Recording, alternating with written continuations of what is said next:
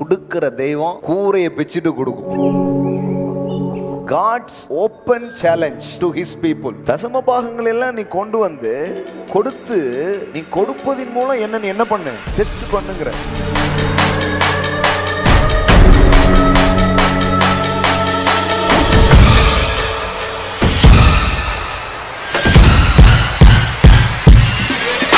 பொதுவா தசம பாகத்தை பத்தி என்ன பேசியிருக்கிறாங்கன்னா, அச்சம் ஊட்டப்பட்டிருக்கிறது. ஒழுங்கா அங்க கொடுத்துரு, கொடுக்கலன்னா ஆஸ்பத்திரியில தான் கொடுப்ப. உனக்கு யார் ஞானஸ்தானம் கொடுத்தாங்களோ அவங்களுக்கு தான் என்ன கொடுக்கணும், தசம பாகத்தை. இப்பெல்லாம் ரூல்லாம் வச்சிருக்காங்க. சிலர் கேட்கறாங்க எங்க கொடுக்கணும் அப்படின்னு கேட்கறாங்க. அப்ப தசம பாகம் என்பது எப்போ வந்துச்சு? அது மோசேயின் பிரமாணம் வந்த பிறகு உண்டாக்கப்பட்ட ஒன்று அல்ல. அது முதல்ல இருக்குது. என்ன கேட்டா ஏதேன்ல இருக்குன்னு தான் நான் நம்புறேன்.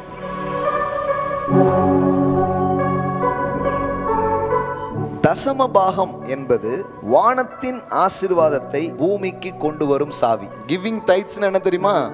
நீங்க 10 கொடுக்கும் போது கையை அங்க தூக்குறீங்கன்னு அர்த்தம். இப்படி உயர்த்துற ஒரு ஆளு ஒரு நாள் இப்படி உயர்த்த மாட்டான்னு நான் நம்புறேன்.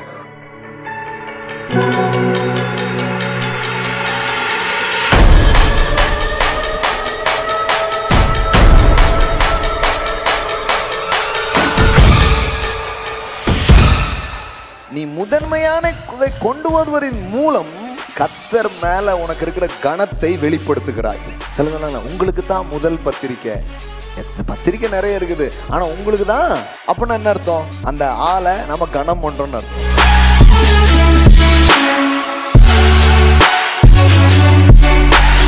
ஒவ்வொரு முறையும் நீங்க டைட்ஸ் கொடுக்கும்போது என்ன சொல்றீங்கன்னா, I will dedicate my success to my God. எல்லா புகழும் இறைவனுக்கே. ப்ராமிஸ் அவனுக்கு இருக்குதுங்க, ஆனா டைட்ஸ் வந்து அதை ஆக்டிவேட் பண்ணுது.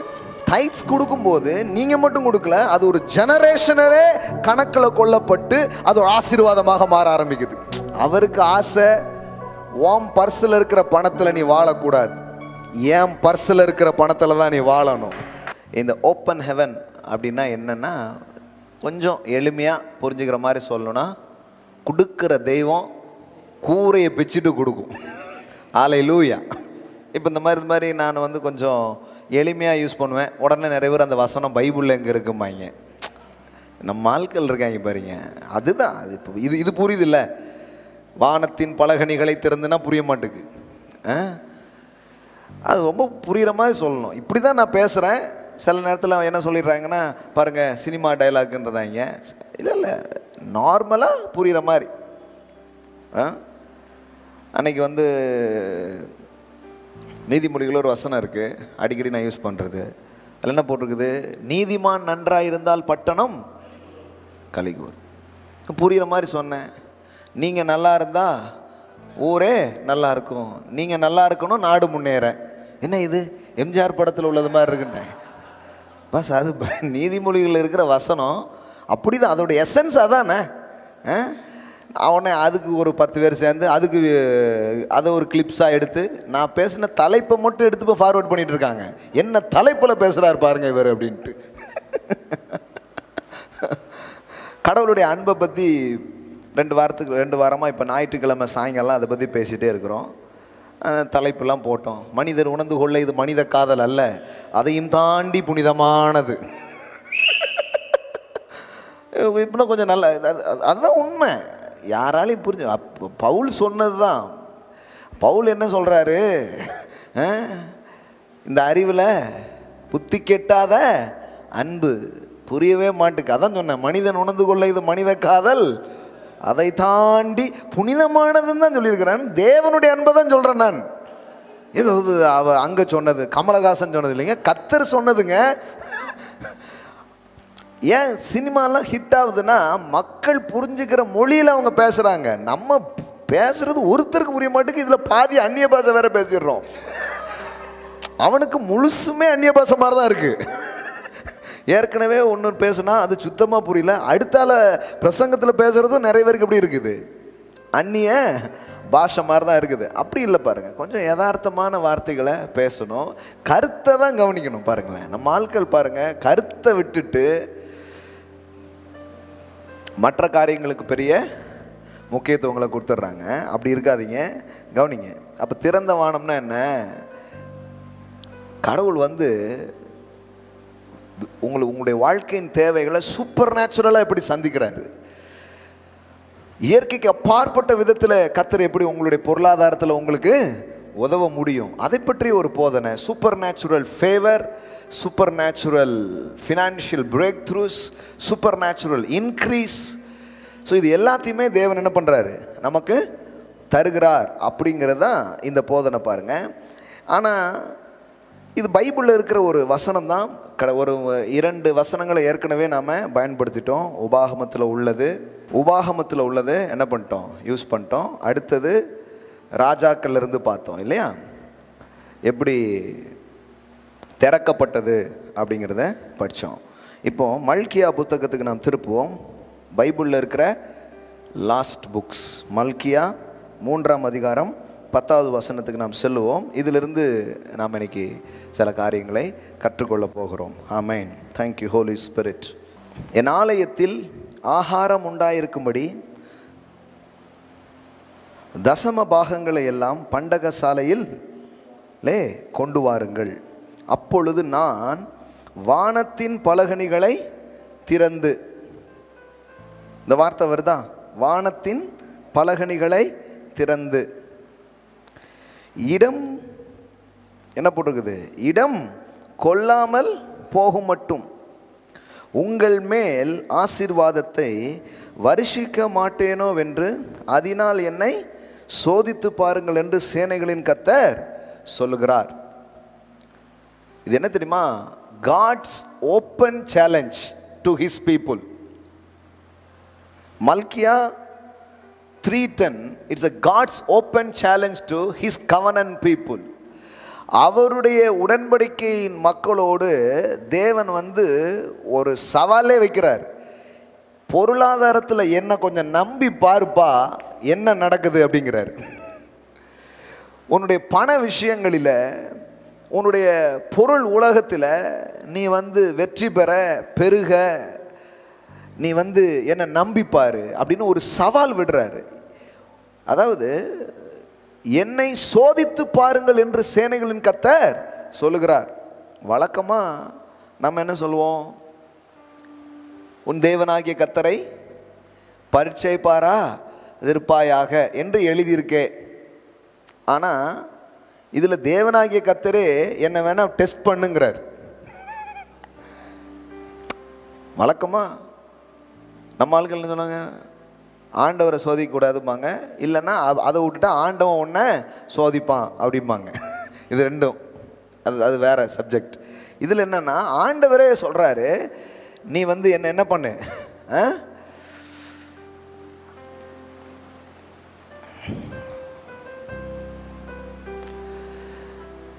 இதனால், அதாவது என்னை சோதித்து பாருங்கள் என்று சேனைகளின் கர்த்தர் சொல்லுகிறார். என்ன நினைக்கிறேன்னா, கடவுளே சவால் இடுறாரு, சேலஞ்ச் பண்ணுறார். என்னை நம்பி நீ இருந்து பார் உன் பொருளாதாரத்தில், அப்போ உன் பொருளாதாரம் எப்படி இருக்கும் அப்படின்னு சொல்கிறார். அப்போ இது இந்த வசனமே கடவுள் நமக்கு முன்னாடி வைக்கிற ஒரு சேலஞ்ச் மாதிரி, ஒரு சவால் மாதிரி. என்ன சவால்? தசம பாகங்கள் எல்லாம் நீ கொண்டு வந்து கொடுத்து, நீ கொடுப்பதின் மூலம் என்ன பண்ணு, டெஸ்ட் பண்ணுங்கிறார். சில நம்பிக்கையான நிறுவனங்கள் தங்கள் பொருட்களை என்ன பண்ணுறாங்கன்னா ரொம்ப சேலஞ்ச் பண்ணி விற்பாங்க. பார்த்துருக்கீங்களா நீங்கள்? இல்லைன்னா நீங்கள் ரிட்டர்ன் பண்ணிடலாமாங்க, இல்லைன்னா பணம் திரும்ப அப்படிம்பாங்க. ஒன்றும் பெரிய பெரிய நிறுவனம் மட்டும் இல்லை, சில நேரத்தில் இந்த குடம் நல்லா இருக்குமான்னா அந்த குடத்தை எடுத்து நங்குன்னு குத்தி காமிச்சிடுறான். சார் இந்த சேரு வந்து நல்லா இருக்குமானா வளைச்சி கிளச்சி எல்லாம் வந்து இல்லைன்னா திரும்ப சார்னு தன்னுடைய ப்ராடக்டை குறித்து அவ்வளோ ஒரு நம்பிக்கையும் சவாலையும் என்ன பண்ணுறாங்க, எடுக்கிறாங்க. எங்கள் இது தப்பு நிரூப பண்ணிங்கன்னா இவ்வளோ பணம் நாங்கள் எக்ஸ்ட்ரா தரோம் அப்படின்னு சொல்கிறவங்களாம் இருக்கிறாங்க. அப்போ மனிதர்கள் பாருங்கள் டெஸ்ட் பண்ணுறதுக்கு அவ்வளோ அலோவ் பண்ணுறாங்க. தேவன் வந்து அதில் ஏமாத்தித்தனமும் கொஞ்சம் கலந்துருக்கும். ஆனால் தேவன் வந்து இங்கே என்ன பண்ணுறாரு, ஓப்பனாக மனுஷனை கூப்பிட்டு சவால் இடுறாரு. என்ன சொல்கிறாரு, நீ பொருளாதார காரியங்களிலே என்னை நம்பி என்னை சார்ந்து கொள்வதன் மூலம் நீ என்ன டெஸ்டே பண்ணு, என்னை சோதிச்சு பாரு அப்படிங்கிறார். என்னை நம்பிப்பார், என்னை விசுவாசித்து இந்த காரியங்களெல்லாம் நீ செஞ்சு பாரு, அப்புறம் என்ன நடக்குது அப்படிங்கிறார். கடவுள் பாருங்கள் எவ்வளோ ப்ராக்டிக்கலாக இருக்கிறார் பாருங்களேன். ஒரு சில பேருக்கு ஐயோ நம்பி இறங்கலாமா செய்யலாமா அப்படிங்கிற மாதிரி இருக்கும். கடவுள் சொல்கிறாரு வேணால் டெஸ்ட் பண்ணி பாரு அப்படிங்கிறார். டெஸ்ட் பண்ணிவிட்டு ஃபாலோ பண்ணி இந்த சாய்ஸ்லாம் கொடுக்க முடியும். இப்போ கடவுள் இப்படி சொல்ல வேண்டியதில்லை, செய்கிறியா இல்லையா, இப்போ பண்ணுறியா இல்லையா, இப்படி பேச முடியும், பேசலாம். ஆனால் அவர் என்ன சொல்கிறாரு, என்ன பண்ணிப்பார், டெஸ்ட் பண்ணி பாருங்கிறார். அவ்வளோ அற்புதமான ஒரு காரியம் இது. இதனுடைய மேன்மையை நாம் பேச போகிறோம் இன்னைக்கு. நிறைய காரியங்கள் இந்த ஒரு வசனத்துக்குள்ளே பல விஷயம் அப்படியே புதஞ்சிருக்குது, தோண்டி எடுக்க போகிறோம் பாருங்கள். அப்போ சிம்பிளாக முதல்ல சொல்லிவிட்டு அதுக்கப்புறம் நான் பேச ஆரம்பிச்சிட்டா ஈஸியாக இருக்கும். தசம பாகம் என்பது வானத்தின் ஆசீர்வாதத்தை பூமிக்கு கொண்டு வரும் சாவி. ஆமென். Tithing is a key to open heaven. தசம பாகம் என்பது வானத்தின் ஆசீர்வாதத்தை பூமிக்கு கொண்டு வருகிற ஒரு சாவியாக இந்த வேதவசனம் நமக்கு சொல்லுகிறது. இது கொஞ்சம் ஆழமாக பார்க்கலாம், ஏன்னா இதில் நிறைய விஷயம் இருக்குது. சிலருக்கு அந்த வார்த்தையே ரொம்ப அஃபண்டாக இருக்கும், அந்த மாதிரி யூஸ் பண்ணியிருப்பாங்க. அதை கேட்டாலே ஒரு மாதிரி இருக்கும், தச்சம்மா பார்க்கம்மா அப்படிங்கிற மாதிரி.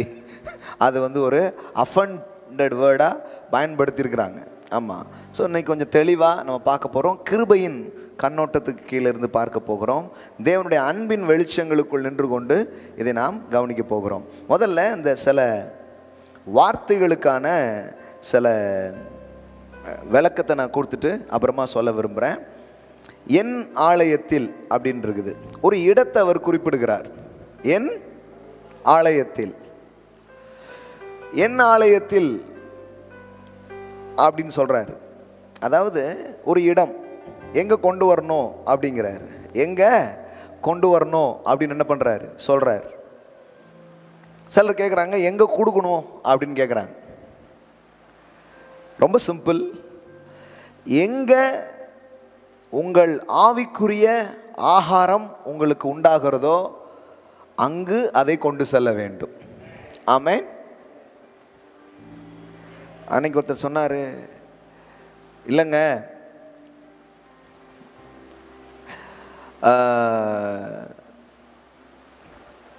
நான் தான் உனக்கு ஞானஸ்நானம் கொடுத்தேன்,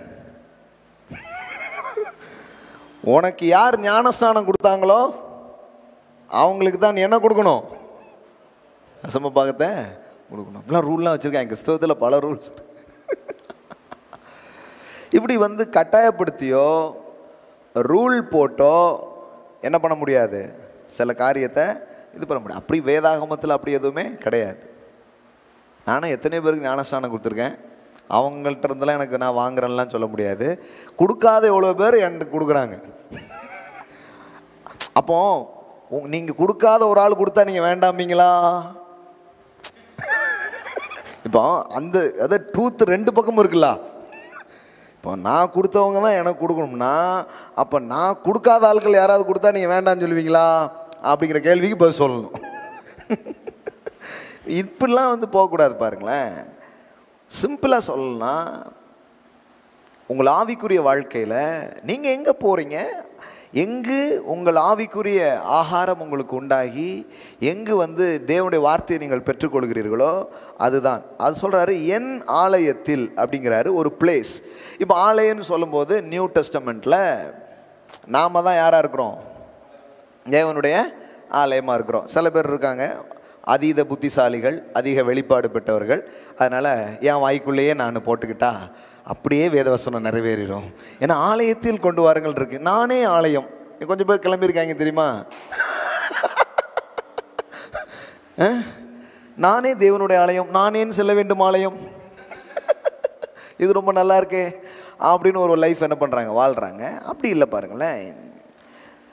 தேவன் எப்போவுமே இந்த கேதரிங் இந்த கூடுகை என்பதை வேண்டான்னு தேவன் எப்போவுமே என்ன பண்ணல, சொல்லலை. சொல்லப்போனால் சபை கூடி வருதலை விட்டு விடாதீர்கள், அன்புக்கும் நற்கிரியைக்கும் ஒருவர் ஏவுபடி. சபை என்பது தேவன் ஏற்படுத்தின ஒரு பிளான். Is gathering. சகோதரர்கள் ஒருமித்து வாசம் பண்ணுவது எத்தனை இன்பமும் எற்றதுமா இருக்கிறது அப்படின்னு நம்ம சொல்லிட்டோம். இப்போ 2-3 மாதமாக சோசியல் டிஸ்டன்ஸ், பிரிந்திருப்பது எத்தனை இன்பமும் ஏற்றதுமா இருக்கிறது அப்படிங்கிற மாதிரி ஒரு நிலவரம் கலவரம்லாம் முடிஞ்சு இப்போ வந்து வேறு வழியே இல்லை, சேர்ந்து போங்க அப்படின்னு என்ன பண்ணிட்டாங்க அப்படின்னு இப்போ என்ன பண்ணிட்டாங்க, விட்டாங்க. அப்போ வந்து ஒரு பிளேஸோ ஒரு இடமோ அன்றைக்கு ஆலயமாக இருந்தது, இன்றைக்கு தேவன் நம்மையே ஆலயமாக ஆக்கிட்டார். அதில் எந்த மாற்று கருத்தும் கிடையாது. ஆனால் நாம் சபைக்கு செல்லுகிறோம். நாம் ஆலயம் எங்கே போகுது? சபைக்கு. சபை என்று சொன்னால் கட்டடம் அல்ல, கேதர் ஆகிற ஒரு இடம். அப்போ அங்கே தேவன் வந்து இன்றைக்கு அதற்கான ஸ்தானத்தை அவர் என்ன பண்ணுறாரு, கொடுக்குறாரு. சிலர் வந்து இந்த சர்ச்சு ஆலயம் இதுக்கெல்லாம் எதிராக ஏதாவது பேசிக்கிட்டே இருப்பாங்க பாருங்களேன். அப்படி கிடையாது. கர்த்தர் என்றைக்குமே தேவனுடைய ஜனங்கள் கூடியிருப்பதை, ஒன்றாய் இருப்பதை, ஒன்றாய் தொழுது கொள்வதை, கூடி வருவதை, ஒருத்தர் அன்புக்கும் நற்கிரியைக்கும் ஏவுகிறதை அவர் மாற்றவே இல்லை. அதனால தான் நான் எப்போதுமே சொல்லுவேன், இந்த தனியாக சோலோவாக இருந்துகிட்டே இருந்தாங்கன்னா ஒரு நாள் பார்த்தீங்கன்னா ஆள் வேறு மாதிரி ஆகிடுவாங்க. ஏன்னா மனிதன் தனிமையாக இருப்பது நல்லது அல்ல. அது வந்து கல்யாணத்துக்கு சொன்னதுக்காக மட்டும் நினச்சிக்காதீங்க. அது வந்து எப்போவுமே. So you must gathering, you must gather, you need fellowship. So அதுக்கான ஒரு பிளேஸ். அப்போ அதை தான் நாம் இன்றைக்கி அர்த்தப்படுத்திக்க முடியும். ஆலயம் அப்படின்னு சொன்னால் இன்றைக்கி நம்ம எப்படி அர்த்தப்படுத்தலாம்? நாம் கூடி வருகிற நம்முடைய இடம் அங்கு. அடுத்தது ஒரு வார்த்தை, என் ஆலயத்தில் ஆகாரம் உண்டாயிருக்கும்படி. ஆலயத்தில் ஆகாரம் உண்டாயிருக்கும்படினா என்னென்னா பாருங்கள், அந்த நாட்களில் கொண்டு வந்து செலுத்துவாங்க. அதுக்குன்னு ஸ்டோர் ஹவுஸ் வச்சுருந்தாங்க. அதில் பாருங்கள், தசம பாகங்களை எல்லாம் பண்டக சாலையில் கொண்டு வாருங்கள். பண்டக சாலையில் கொண்டு வாருங்கள். ஆங்கிலத்தில் எப்படி வருதுன்னா ஸ்டோர் ஹவுஸ். எல்லாம் சொல்லுங்கள், ஸ்டோர் ஹவுஸ். ஸோ பண்டக சாலையில் கொண்டு வாருங்கள். ஏன்னா இந்த எல்லாரும் கொண்டு வந்து ஆலயத்தில் செலுத்துகிறார்கள். அது ஒரு பண்டக சாலையில் என்ன பண்ணப்படுது, வைக்கப்படுகிறது. வைக்கப்பட்டு அங்கே ஊழியம் செய்கிற ஆசாரியர்கள் மற்றவர்களுக்கு கொடுக்கப்படுறது மட்டும் இல்லாமல் ஆலயத்தின் பராமரிப்பு மற்ற எல்லா காரியங்களுக்காக அது செலவிடுறது மட்டும் இல்லாமல் விதவைகள், ஏழைகள், திக்கற்றவர்கள் என்று எல்லாரையுமே போஷிக்கிற ஒரு கம்யூனிட்டி மாதிரி நாம் இருக்கிறதுக்கு தான் கடவுள் நம்மளை கூப்பிட்டுருக்கிறார். ஆமென். இப்போது நம்ம ஆலயத்தில் இதை எடுத்து நான் ஒன்றும் ரொம்ப, அதாவது இந்த வசனத்தை எடுத்து ஆழமாக நான் போதிக்காட்டினாலும் ஜனங்களுக்கு கொடுக்கறத பற்றி சொல்லி கொடுத்துருக்கிறதுனால முறையாக அநேக பிள்ளைகள் நம்முடைய சபையில் தசம பாகங்களை செலுத்துகிறவர்களாக இருக்கிறார்கள் என்பது ரொம்ப சந்தோஷமான ஒரு விஷயம். they will respond God's word. amen. ஹல்லேலூயா. அவங்க வந்து அதை ரொம்ப கரெக்டாக செய்கிறாங்க. ஆலயம் திறக்கப்படாத இந்த நேரத்திலையும் ஆன்லைன் மூலமாக ரொம்ப அழகாக தங்கள் தசம பாகங்களையும் காணிக்கைகளையும் மக்கள் செலுத்தி கொண்டிருக்கிறார்கள். ஆமென். இப்போ வந்து என்ன பிரதர் அப்படியா அப்படிங்கிறாங்க. நாங்கள் போய் கேட்டாலே இல்லைங்காங்க. நீங்கள் இருக்குற இடத்துக்கே வருதா அப்படின்னா வருது. ஏன்னா நாம் வந்து பயமுறுத்துகிறது நிமித்தம் இது நடக்காது. நாம் தேவனுடைய சத்தியத்தின் காரியத்தை மக்களுக்கு போதிப்பதின் மூலம், அவர்களுக்கு ஒரு வெளிப்பாடு உண்டாகிறதின் மூலம் அவர்கள் அதை தொடர்ந்து செய்ய ஆரம்பிப்பார்கள். ஆமென். பொதுவாக தசம பாகத்தை பற்றி என்ன பேசியிருக்கிறாங்கன்னா, அச்சம் ஊட்டப்பட்டிருக்கிறது. ஒழுங்காக இங்கே கொடுத்துரு, கொடுக்கலன்னா ஆஸ்பத்திரியில் தான் கொடுப்பேன், இல்லைன்னா வேறு ஏதாவது அனாவசிய செலவு உனக்கு வந்துடும். அவன் பார்க்குறான், பில்லு ரொம்ப ஜாஸ்தி ஆயிரும், பெசாட்டி ஆண்டவருக்கே பில்லை கட்டிடுவோம், 10% தானே கேட்காரு அப்படின்னு பயத்தில் பண்ணுறாங்க. அப்படி செய்யும்படி நாம் அழைக்கப்படவில்லை. அப்படி செய்யும்படி மக்களுக்கு நாம் போதிக்கிறதும் இல்லை. இது ஒரு நோக்கம் இருக்குது. என் ஆலயத்தில் ஆகாரம் உண்டாயிருக்கும்படி தசம பாகங்கள் எல்லாம் பண்டக சாலையில் கொண்டு வாருங்கள் அன்னைக்கும் புதிய ஏற்பாட்டு சபையிலையும் பாருங்கள், மக்கள் ஏராளமாக கொண்டு வந்து அப்போஸ்தலர்கள் பாதப்படியில் வைக்கிறாங்க. நிலங்களையும் பொருட்களையும் கொண்டு வந்து வைக்கிறாங்க. கடைசியில் புதிய ஏற்பாட்டு சபை தான் நான் சொல்கிறேன், கொண்டு வந்து வைக்கிறாங்க. அப்படி வைக்கப்பட்ட போது அங்கு அதற்குன்னு ஆட்களெல்லாம் என்ன பண்ணுறாங்க, நியமித்து ஏழைகள் திக்கற்றவர்கள் எல்லாரும் விசாரிக்கப்படுறாங்க. இப்போ பாருங்கள், நாம் இதை போதித்து ஜனங்கள் இப்படி முறையாய் சபையில் தைத்தெல்லாம் தாண்டி விதைக்கிறாங்க நம்ம சபையில். அதான் பெரிய விஷயம். 10ங்கிறதுலாம் தாண்டி எவ்வளோ நாள் ஆயிடுச்சு. இப்போ நம்ம போதிக்கிறோம் ஆன்லைன் மூலமாக உலகமெங்கும் இருக்கிற மக்களுக்கு சொல்லித்தர்றதுனால எல்லாருக்கும் இந்த சத்தியம் தெரியணுங்கிறதுக்காக என்ன பண்ணுறோம், டீச் பண்ணுறோம். ஸோ 10லாம் இல்லை, அதை தாண்டி 50, 60, 70 போய்கிட்டே இருக்கிறாங்க. ஒவ்வொருத்தரும் ஒவ்வொரு லெவலில் விதைச்சிட்டு இருக்கிறாங்க. ஆமாம். ஆனால் தசம பாகம்னா 10% தான், சரிங்களா? அதை தாண்டி நாம் கொடுப்பதுக்கு பேர் விதைத்தல் என்ற அர்த்தமாக இருக்கிறது. டைதிங் மீன்ஸ் அது என்ன தெரியுமா? அதனால தான் தசம பாகம் கர்த்தருக்குரியது. தசம பாகம் கர்த்தருக்குரியது. The tithing is belong to God. Amen. அது அவருக்குரியதை நாம் என்ன பண்ணுறோம், செலுத்துகிறோம். இன்னும் சொல்லப்போனால் முதற் பலன்கள் எல்லாம் தேவனுக்குரியதாக இருக்கிறது. ஃபர்ஸ்ட் ஃப்ரூட்ஸ், நம் வருமானத்தில் முதல் 10 அப்படி நம்ம எடுக்கிறோன்னு வச்சுக்கோங்களேன். அப்படின்னா என்ன, அதுக்கு பேர் ஃபர்ஸ்ட் ஃப்ரூட், முதற் பலன். அதை நம்ம தேவனுக்கு கொடுக்குறோம்.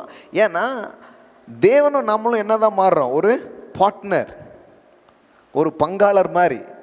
ஆனால் இந்த பங்காளர் 10 தான் கேட்குறாரு. ஆமென். ஜஸ்ட் 10%, 10 தான் என்ன பண்ணுறோம், கொடுக்குறோம். லேவியராகமம் 27:30 இந்த வசனம் இருக்கிறது, நீங்கள் குறித்து கொள்ளலாம். தேசத்திலே நிலத்தின் வித்திலும் விருட்சங்களின் கனியிலும் தசமபாகம் எல்லாம் கர்த்தருக்கு உரியது, அது கர்த்தருக்கு பரிசுத்தமானது.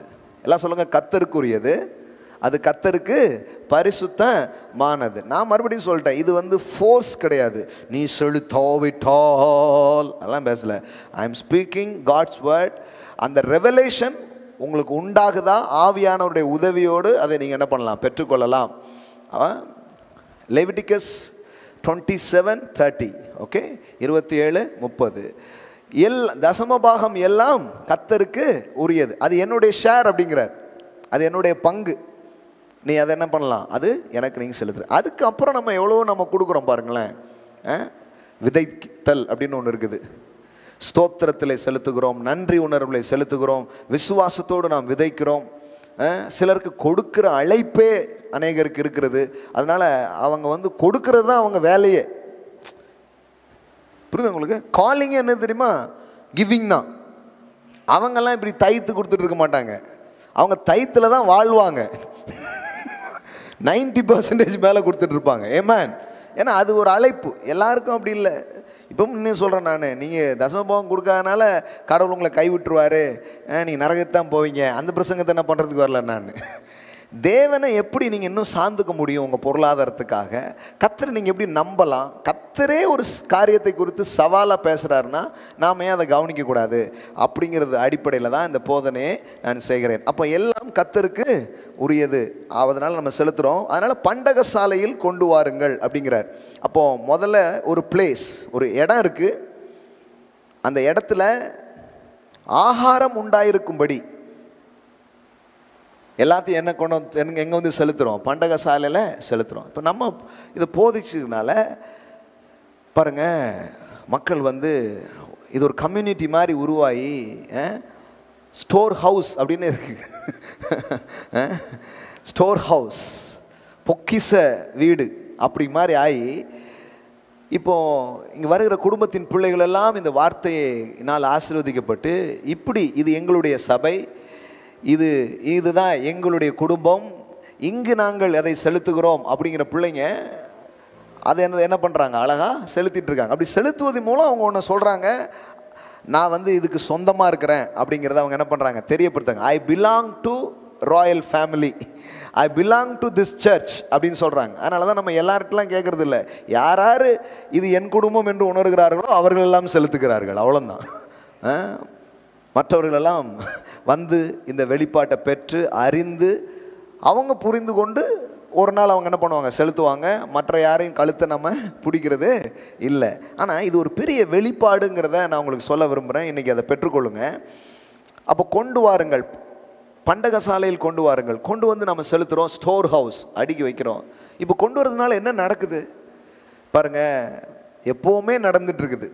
இந்த கொரோனா டைமில் மட்டும் இல்லை, எப்போவுமே என்ன நடக்குது, இதை எடுத்து முதல்ல என்ன பண்ணுறோம், ஆலயத்தின் காரியங்கள், ஊழியம் செய்கிற இதுக்கெல்லாம் இது பண்ணுறோம். இங்கே மீடியா டீமில் இருக்கிறவங்களுக்கு சம்பளம் தரோம், போதகருக்கு, உடன் ஆட்களுக்கு எங்கெங்கெல்லாம் இது பண்ணுறாங்களோ அது பண்ணுறோம். அதை தாண்டி சுவிசேஷத்திற்கென்று பெரும் தொகையை நாம் செலவு செய்ய ஆரம்பிக்கிறோம். ஏன் இந்த மினிஸ்ட்ரி வளருதுன்னு கேட்குறாங்க. நாங்கள் சொல்கிறோம், இந்த மினிஸ்ட்ரி தன்னுடைய அதிகமான பணத்தை சுவிசேஷத்தை அறிவிப்பதற்காக செலவு செய்கிறது. ஆமென். அறிவிப்பதற்காக செலவு செய்கிறது. ஆமென். கிராமங்கள் தோறும் சுவிசேஷம் செல்வதற்கும், இன்னும் பட்டணங்கள் தோறும் கான்ஃபரன்ஸ் நடத்துவதற்கும், இன்னும் மீடியா அப்படிங்கிற ஒரு விஷயத்தை அதிகமாக அதில் இது பண்ணி லோக்கல் சேனல் மற்றும் வெளியில் இருக்கிற சேனல்ஸுக்கு எத்தனையோ மொத்தமாக பசங்க மீடியாலாம் சேர்த்தா லட்சங்கள் தாண்டி நாம் என்ன பண்ணிட்டு இருக்கிறோம், சுவிசேஷங்களுக்காக விதைத்து கொண்டிருக்கிறோம். ஆமென். இதுதான். அப்போ ஆகாரம் உண்டாயிருந்தால் தான் இதெல்லாம் செய்ய முடியும், பார்த்தீங்களா? அப்போ இது ஒரு கம்யூனிட்டி ஒர்க்ஸ். இப்போது இதை யாரோ ஒருவர் செய்கிறார் அப்படின்னு சொல்ல முடியாது. இந்த குடும்பத்தில் இருக்கிற எல்லோரும் தான் இதை செய்து கொண்டிருக்கிறோம். ஹல்லேலூயா. அப்போ எல்லாரும் தான் இணைஞ்சி சுவிசேஷத்தை நாம் அறிவித்து கொண்டிருக்கிறோம். இப்போ நாடுகள் தாண்டி என்ன பண்ணிட்டு இருக்கிறது, சுவிசேஷம் போய் கொண்டிருக்கிறது, வாழ்க்கைகள் தொடப்படுகிறது. ஒவ்வொரு நாளும் சாட்சிகள் நமக்கு என்ன பண்ணிகிட்டே இருக்குது, உண்டாகிக்கிட்டே இருக்குது. அப்போ பாருங்களேன், இது எவ்வளோ அற்புதமான நோக்கம். இது ஒரு தப்பான விஷயமே கிடையாது. ஒரு குடும்பத்தில் அண்ணன் ஒரு வேலை பார்க்குறாரு, அப்பா ஒரு வேலை பார்க்குறாரு, எல்லாம் பார்த்து எல்லாம் குடும்பத்தில் கொண்டு வராங்க. அந்த குடும்பமாக சேர்ந்து சில காரியத்தை செய்கிறாங்களே, அதுபோல தான் சபை என்பது ஒரு பெரிய குடும்பமாக இருக்கிறது. ஆமென். ஸோ இங்கே திடீர்னு தம்பி படிச்சுட்டு இருப்பாப்புல, தம்பி கொடுக்க முடியாது, தம்பிக்கு நம்ம தான் கொடுக்கணும். புரியுங்களா உங்களுக்கு? இப்போ எல்லாரும் இங்கே கொடுக்குறவங்களா அப்படிங்கிறது இல்லை. சிலருக்கு நாம் கொடுக்குறோம், அவங்கள வளர்க்குறோம், அவங்கள மேம்படுத்துகிறோம். ஒரு குடும்பம் போல் அது செயல்படுகிறது. அதனால தான் அந்த கட்டமைப்பு நான் மாறிட்டுன்னு நான் நினைக்கல, அது இருக்குன்னு தான் நான் நம்புகிறேன். ஆமென். என் ஆலயத்தில் ஆகாரம் உண்டாயிருக்கும்படி தசம பாகங்களை எல்லாம் பண்டக சாலையில் கொண்டு வாருங்கள். பாருங்கள், அப்போ சுவிசேஷ வேலையை நாம் செய்ய, மற்ற காரியங்களெல்லாம் நாம் செய்ய, அடுத்தது நீ பார்த்தீங்கன்னா கல்வி பணியை நாம் செய்கிறோம். போன வருஷம் தீர்மானம் பண்ணோம், அதுக்கு முன்னாடியே இருந்து சின்ன சின்ன ஹெல்ப் நம்ம பண்ணிகிட்டு இருந்தோம். போன முறை அழகாக டிசிஷன் பண்ணி 100 குழந்தைங்கள மட்டும் நாம் எடுத்து அவங்களுக்கு ஸ்கூல் ஃபீஸ், கட்ட முடியாத பிள்ளைகளுக்கெல்லாம் இலவசமாக எல்லா பிள்ளைகளுக்கும் ஸ்கூல் ஃபீஸ் நம்ம கட்ட, காலேஜ் ஃபீஸ் சில பிள்ளைகளுக்கு கட்ட. ஸோ தேவன் நமக்கு கிருபை பாராட்டினார். ஆமென். 10 ஆசிரியர்கள் வேலைக்கு வைத்து அவர்களுக்கு சம்பளம் கொடுக்கவும் கர்த்தர் கிருபை பாராட்டினார். ஆமென். அப்போ இதெல்லாம் என் ஆலயத்தில் ஆகாரம் உண்டாயிருந்தால், ஸ்டோர் ஹவுஸில் ஏதாவது இருந்தால் தான் இப்படி எடுத்துலாம் செய்ய முடியும். ஒன்று மட்டும் தெளிவாக புரிஞ்சுக்கோங்க, கடவுளுடைய பிள்ளைங்க கையில் இருக்கணும். இதை முதல்ல கரெக்டாக தெரிஞ்சு வச்சுக்கோங்க. இந்த இல்லப்பாட்டு நம்ம இல்லத்தில் இருக்கவே கூடாத ஒரு பாட்டு. ஆமென். எங்கள் இல்லத்தில் இல்லப்பாட்டே கிடையாது. ஆமென். ஆமாம். அப்போது அதனால தான் சொல்லுதான் இருக்கணும். எல்லாம் சொல்லுங்கள், இருக்கணும். நல்லா சொல்லுங்களேன், இருக்கணும். ஸ்டோர் ஹவுஸில் நிரம்புகிற அளவுக்கு இருக்கணும். அதனால் நிரம்பி இருந்ததுனால இந்த டைமில் கூட நம்ம பிள்ளைங்களுக்கெல்லாம் கொடுத்தது போக வெளியிலெல்லாம் போய் உதவி செய்கிற அளவுக்கு கர்த்தர் நமக்கு கிருபையை பாராட்டினார். சுமார் 10 லட்சம் இப்போ போன வாரங்களையும் இடையில பண்ணி இப்போ கிட்டத்தட்ட 10.25 லட்சம் ரூபா இது வரைக்கும் நாம் எடுத்து அரிசி பருப்புன்னு ஆலயத்தில் இருக்கிற பண்டக சாலையை திறந்து அநேகருக்கு கொடுக்கும்படி கர்த்தர் நமக்கு கிருபை பாராட்டினார். ஆமென். முழு சபையாக நாம் அப்படி இருக்க வேண்டும். தனிப்பட்ட விதத்திலையும் நீங்கள் அவ்விதமாக வாழ்வதை கடவுள் விரும்புகிறார். ஆமென். சரி, இப்படிப்பட்ட நோக்கங்கள்லாம் இருக்குது பாருங்களேன். அதனால தான் இப்படிப்பட்ட விஷயங்கள் இருக்குது. புதிய ஏற்பாட்டிலையும் சபைக்கு பவுல் சொல்லும்போது விதவைகளை போஷிக்கிறது, திக்கற்றவர்களை நினைவு கூறுறது இதெல்லாம் அவசியம் அப்படின்னு சொல்லிட்டு சொல்கிறாங்க. ஸோ இது போக நாம் சில பிள்ளைங்களுக்கு இன்வெஸ்ட்மெண்ட்டுக்கு பல விதங்களில் நாம் என்ன பண்ணிகிட்டே இருக்கிறோம், அதை செய்து கொண்டே இருக்கிறோம். ஓகே, அப்போ ஆலயத்தில் கொண்டு வருவதும் ஆலயத்தில் ஒரு பண்டகசாலை இருந்து செய்வதும் இன்றைக்கி ஒன்றும் மாறவே இல்லை, இன்றைக்கும் அது செயல்பட்டு கொண்டு தான் இருக்கிறது. அடுத்தது இதில் வார்த்தையை தான் நான் முதல்ல உங்களுக்கு விளக்கிட்டு இருக்கிறேன். ஆலயம் சொல்லிட்டேன், ஆகாரம் சொல்லிட்டேன். அடுத்தது தசம பாகங்களை எல்லாம் சொல்லுங்கள், ஆல் டைட்ஸ். முதல்ல தசம பாகம்னா என்ன? 10% நீ கொண்டு வரும்போது எப்படி கொண்டு வா? ஆல் டைட்ஸ், தசம பாகங்களை எல்லாம். தசம பாகத்தை அதை பல பாகமாக்கி அப்படி சொல்ல, அதுக்கு பேர் சோயிங் அண்ட் ரீப்பிங், அது வேற. நீங்கள் விதைங்க. ஆனால் தசம பாகங்களை எல்லாம் எங்கே கொண்டு வாங்க? நீங்கள் அந்த ஆலயத்திற்கு கொண்டு வாங்க, அங்கே ஆகாரம் உண்டாயிருக்கும்படி. எல்லாம் சொல்லுங்கள், எல்லாம். சிலவற்றை அல்ல, தசம பாகங்களை எல்லாம். அடுத்தது பண்டக சாலையிலே கொண்டு வாருங்கள். போய் களஞ்சியத்தில் கொண்டு வைங்கிறாங்க. போய் அக்கௌண்ட்டில் போடலாம், கூகுள் பேயில் போடலாம், பண்டக சாலையிலே கொண்டு வாருங்கள். இந்த வார்த்தையை ரொம்ப அற்புதமான ஒரு வார்த்தை, கொண்டு வாருங்கள். எல்லாம் சொல்லுங்கள், கொண்டு வாருங்கள். கொடுங்கள் என்பதற்கும் கொண்டு வாருங்கள் என்பதற்கும் பெரிய வித்தியாசம் இருக்குது. அதாவது ஆங்கிலத்தில் எப்படி வருது? bring all the tithes into the storehouse. bring அப்படின்னு இருக்குது, give அப்படின்னு போடல, எப்படி போட்டுக்குது? bring. give அப்படி சொல்ல. தசம பாகத்தை கொடுங்கள் அப்படின்னு சொல்ல, தசம பாகத்தை என்ன பண்ணுங்க? கொண்டு வாருங்கள். It's not giving, it's bring. கொண்டு வர்றது. ஏன்னா இது கனமாக மரியாதையாக எங்கேயோ சிலர் அப்படியே பழக்கி வச்சுட்டாங்கன்னா, பாஸ்டர் வீட்டில் வாங்குவார். தசம பாகங்களை கொண்டு வாருங்கள், கொண்டு வாருங்கள். bring tithes அப்படிதான் இருக்கு. அது கிவிங்கே கிடையாது, அது அவருக்குரியதை நீங்க என்ன பண்றீங்க? கொண்டு வர்றீங்க. அவருக்குரியதை நீங்க கொண்டு வர்றீங்க, அதுக்கு பேர் தான் tithes. It's not giving. அதனால தான் bring all the tithes into the storehouse அப்படிங்கிறாரு. ஓகே, அடுத்தது கொண்டு வாருங்கள். அப்பொழுது இதுதான் ஸ்டார்ட் பண்ண போகிறோம். போய் வாங்கணும்லாம் சொல்ல, கொண்டு வாருங்கள்னு ஜனங்களுக்கு சொல்லி தரணும். ஆமாம் ஆமாம். போய் எவ்வளோ பேர்ட்ட வாங்க, உங்களை பார்க்கறதுக்காக வரலாம், தப்பு கிடையாது. நீங்களும் என்ன பார்க்கறதுக்காக வரலாம், தசம பாகத்துக்காக போகணுன்னு அவசியம் இல்லை. அதை சொல்லித்தரணும். பிரிங் டைட்ஸ், கொண்டு வாருங்கள். அதுதான் கனமான ஒரு காரியமாக இருக்கிறது. ஓகே, கொண்டு வாருங்கள். இப்போ பார்த்துருவோம். இப்போ பார்க்குறான், கொண்டு வாருங்கள் சொல்லிட்டு அப்பொழுது நான் அப்படிங்கிறாரு. இப்போ ஆண்டவருடைய ஆக்ஷன் ஸ்டார்ட் ஆகுது. ஹல்லேலூயா. எல்லாம் சொல்லுங்க, அப்பொழுது நான். ஆமென். அப்பொழுது நான். ஒரு மனுஷன் தேவனுடைய பிரசன்னத்தண்டை, தேவனுடைய ஆலயத்தண்டை தன்னுடைய தசம பாகங்களை, தன் வருமானத்தில் 10% அவன் எடுத்து அவன் கொண்டு வருகிறான். கொண்டு வந்து அவன் செலுத்தும் பொழுது பரலோகமே அதை உற்று கவனிக்கிறது, தேவனே அதை உற்று கவனிக்கிறாரு. பரலோகம் அதுக்கு ரெஸ்பான்ஸ் பண்ணுது. என்ன ரெஸ்பான்ஸ் பண்ணுது? அப்பொழுது நான் வானத்தின் பலகணிகளை திறந்து இடங்கொள்ளாமல் போகும் மட்டும் உங்கள் மேல் ஆசீர்வாதத்தை வருஷிக்க மாட்டேனோ என்று அதனால் என்னை சோதித்து பாருங்கள் என்று சேனைகளின் கர்த்தர் சொல்லுகிறார். ஆமென். இது எப்படி இருக்குது பாருங்களேன். இது சாதாரணமாக எல்லாரும் பண்ண முடியாது. வானத்தின் பலகணிகளை திறந்து கடவுளனை ஆசீர்வதிப்பாருங்கிற ஒரு ஃபெய்த் உள்ள வந்தாதான் ஒருத்தன் கொண்டே வர்றான். ஆமென்.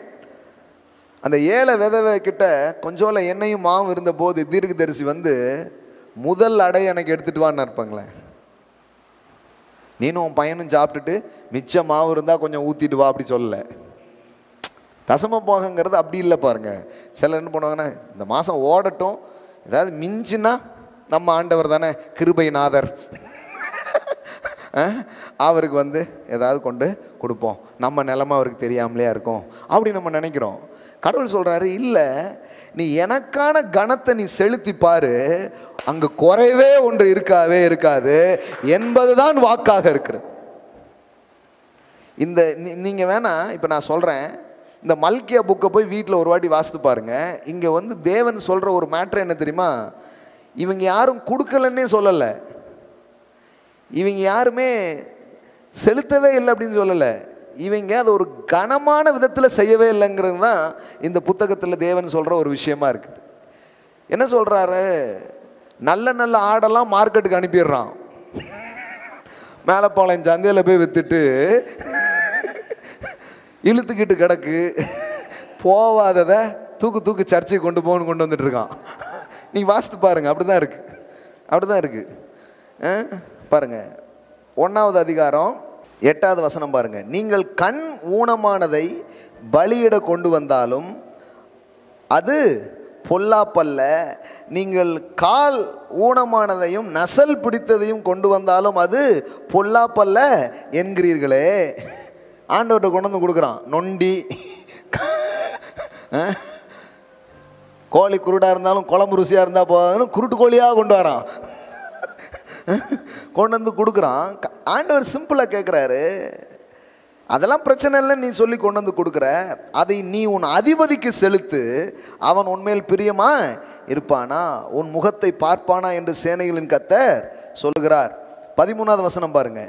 இதோ இது எவ்வளவு வருத்தம் என்று சொல்லி அதை ஒரு திறனமாய் பேசி பீருண்டதையும், ஏதாவது அடிக்கடி படிச்சுன்னா ஆலயத்துக்கு, பீருண்டதையும் கால் ஊனமானதையும் நசல் கொண்டதையும் கொண்டு வந்து காணிக்கையாக செலுத்துகிறீர்கள் என்று சேனை கர்த்தர் சொல்லுகிறார். அதை உங்கள் கைகளில் அங்கீகரித்து கொள்வேனோ என்று கர்த்தர் கேட்கிறார்.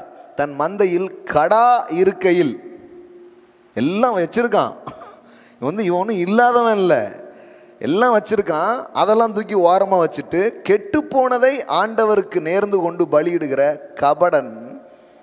கபடஸ்தன் சபிக்கப்பட்டவன், அவன் தானே ஒரு ஆசீர்வாதமான ஒரு செயலே இல்லைப்பா அப்படின்னு சொல்லிட்டு, இந்த புக்கே என்ன தெரியுமா, ஏதோ காசு கேட்குறாரு கடவுள், ஆடு கேட்குறாரு கடவுள், பணம் கேட்குறாரு, அப்படி கிடையாது. நீங்கள் பாருங்கள், அதனால தான் இதை பேசும்போது சில பேர் காணிக்க பணம் அப்படின்னு நினைக்கிறாங்க. இதுக்கு பின்னாடி இருக்கிற விஷயம் என்னன்னா, 6வது வசனம் பாருங்க, 1வது அதிகாரம் 6வது வசனம் பாருங்க. குமாரன் தன் பிதாவையும் ஊழியக்காரன் தன் எஜமானையும் கனம் பண்ணுகிறார்களே, நான் பிதாவானால் என் கனம் எங்கே? பணம் எங்கேன்னு கேட்கல, என்ன கேட்குறாரு? அப்படி சொல்லிட்டு தான் இந்த ஃபர்ஸ்ட் ஃப்ரூட்டை கொண்டு வா, முதன்மையானதை கொண்டு வாங்கிறார். ஏன்? நீ முதன்மையான கொண்டு வருவதன் மூலம் கர்த்தர் மேல உனக்கு இருக்கிற கனத்தை வெளிப்படுத்துகிறாய். ஒரு ஆள் வந்துட்டா, ஒரு விருந்துக்கு கூப்பிட்டுருக்கீங்கன்னா, அந்த விஐபிஸ் என்ன பண்ணுறீங்க? வெல்கம் சார், அவங்களுக்கு ஒரு முதன்மையான இடத்தை கொடுங்க, போய் வரவேற்று பண்ணுறீங்க, உட்கார வைக்கிறீங்க. தேவன் வந்து கேட்குறாரு, குமாரன் தன் பிதாவையும் ஊழியக்காரன் தன் எஜமானையும் கனம் பண்ணுகிறார்களே, நான் பிதாவானால் என் கனம் எங்கே? என்ன வந்து நீ அப்பாவை பார்க்குற, எஜமான பார்க்கலாம், ஆனால் எப்படி பார்த்தாலும் கனம் எங்கே? நான் எஜமானால் எனக்கு பயப்படும் பயம் எங்கே என்று சேனைகளின் கர்த்தர் தமது நாமத்தை அசட்டை பண்ணுகிற ஆசாரியர்களாகிய உங்களிடத்திலே கேட்கிறார். நீங்களும் அப்படி இருக்கிறீங்க, மக்களுக்கும் இதை சொல்ல மாட்டேங்கிங்க, பண்டிகை மட்டும் என்ன பண்ணுறீங்க, என்னத்தையோ செலுத்துறீங்க, என்னை கனம் பண்ணுவதை நான் விரும்புகிறேன் அப்படிங்கிறார். அப்போ நான் என்ன சொல்கிறேன்னா, கிவிங் டைத், தசமபாகம் செலுத்துவது என்றால் என்ன? It's not just offering to God, it is honouring to God. ஆமென். தசமபாகம் செலுத்துவது என்பது ஒரு காணிக்கை என்பது அல்ல, அது ஒரு கனமாய் இருக்கிறது. நான் பிதாவானால் என் கனம் எங்கே? அப்போ நான் சொல்லட்டுமா, உங்கள் வாழ்க்கையின் ஆசீர்வாதங்கள், உங்கள் வாழ்க்கையின் பெருக்கம், திறந்த வானத்துக்கு கீழ் வாழுகிற ஒரு வாழ்வு ஒரு மனிதன் எப்பொழுது அவன் அனுபவிக்க ஆரம்பிக்கிறான்னா, என்னைக்கு ஒரு மனுஷன் தேவனை கனம் பண்ற ஒரு வாழ்க்கைக்கு வர்றானோ அன்னைக்கே பணம் பண்ண ஆரம்பிச்சிருவீங்க. அல்லேலூயா. எல்லாம் சொல்லுங்க, கனம் பண்ணுங்க, அப்புறம் பணம் பண்ணலாம்.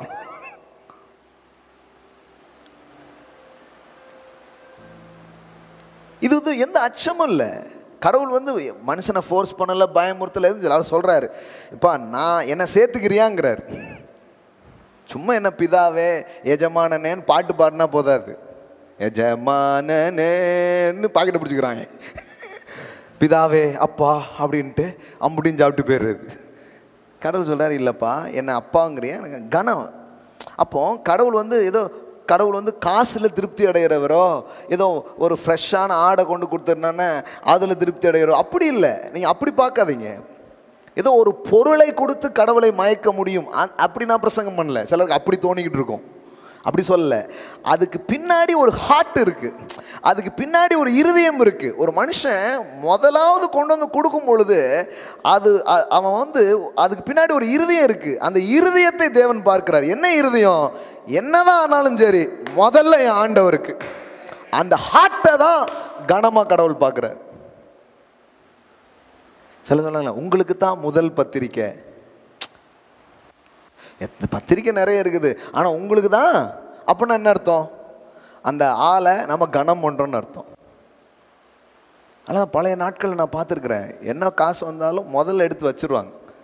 ஆலயத்துக்கு பிறகு தான் போவோம், ஆனால் முதல்ல எடுத்து அதை வச்சுருவாங்க. ஏன்? அதுக்கப்புறம் தான் அடுத்தது, அதுக்கப்புறம் தான் நெக்ஸ்ட்.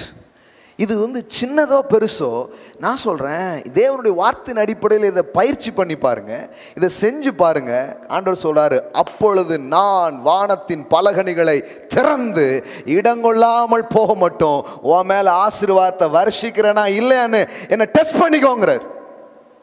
என்ன சோதிச்சு பாரு அப்படிங்கிறார். சவால் பாருங்க கடவுள். அப்போ இது வந்து ஒரு கனத்தின் அடையாளமாக இருக்கிறது. எல்லாம் சொல்லுங்க, தசமபாகம் என்பது கனத்தின் அடையாளமாக இருக்கிறது. ஆமென். It's a honoring to God. அப்பொழுது நான் வானத்தின் பலகணிகளை திறந்து இடங்கொள்ளாமல் போக மட்டும். பா, வானத்தின் பலகணிகள் என்று இந்த வார்த்தை வருகிறது பாருங்க. இதுதான் ஆங்கிலத்தில் எப்படி வருது? the flood gate of heaven அப்படின்னு வருது. Flood gate. ஃப்ளட் கேட்னா என்னன்னா மதகு. வானத்தின் மதகுகளை நான் திறந்து. மதகுங்கிறதே டேம்ல இருக்கும், தண்ணியை தேக்கி வை. மதகு நிறைய மதகு சொல்லுவாங்கள்ல, அப்படி திறந்தான்னா வரும் பாருங்க. கடவுள் சொல்றாரு, நான் கூட நீ இப்படி என்னை வந்து கனம் பண்ற ஒரு ஆளா, என் வார்த்தைக்கு மரியாதை கொடுக்குற ஆளா நீ வந்து நிற்கும் பொழுது நான் என்ன பண்றேன்னா, வானத்தின் பலகணி கிடையாது, விண்டோஸ் கிடையாது, வானத்தின் மதகுகளை நான் திறந்து இடங்கொள்ளாமல் போக மட்டும் உன் மேல் ஆசீர்வாதத்தை நான் வர்ஷிக்கிற தேவன் என்பதுதான் வாக்காக இருக்கிறது. ஆமென். ஹல்லேலூயா. எல்லாம் சொல்லுங்க, வானத்தின் மதகுகள் எனக்காக திறக்கப்படுகிறது. ஆமென். அதனால தான் நான் பிகினிங்லேயே சொல்லிட்டேன், தைதிங் தசமபாகம் என்பது என்ன? வானத்தின் ஆசீர்வாதத்தை பூமிக்கு கொண்டு வரும் சாவி. எல்லாம் சொல்லுங்க, வானத்தின் ஆசீர்வாதத்தை பூமிக்கு கொண்டு வருகிற சாவி. என்னங்க இதை எப்படி கிருபையின் அடிப்படையில் எப்படி இதை புரிஞ்சுக்கிறது? இயேசுதான எல்லா ஆசீர்வாதத்துக்கும் வாய்க்கால், இயேசுதான எல்லா ஆசீர்வாதத்துக்கும் ஊற்று. அப்புறம் இது எப்படி புரிஞ்சுக்கிறதுன்னு கேட்குறாங்க. நான் அதையும் சேர்த்து உங்களுக்கு விளக்க விரும்புகிறேன். ஏன்னா இதில் நீ கொண்டு வந்து கொடு, அப்பொழுது நான் அப்படிங்கிறார். அப்போ சிலருக்கு என்ன தோணுதுன்னா, அப்போ இது ஒரு நிபந்தனையா, இது ஒரு கட்டளையா, இது ஒரு சுய கிரியையா, இது ஒரு ஒர்க் இல்லைன்னா ஒரு பெர்ஃபார்மன்ஸ் மாதிரி இருக்குதே அப்படின்னு கேட்குறாங்க.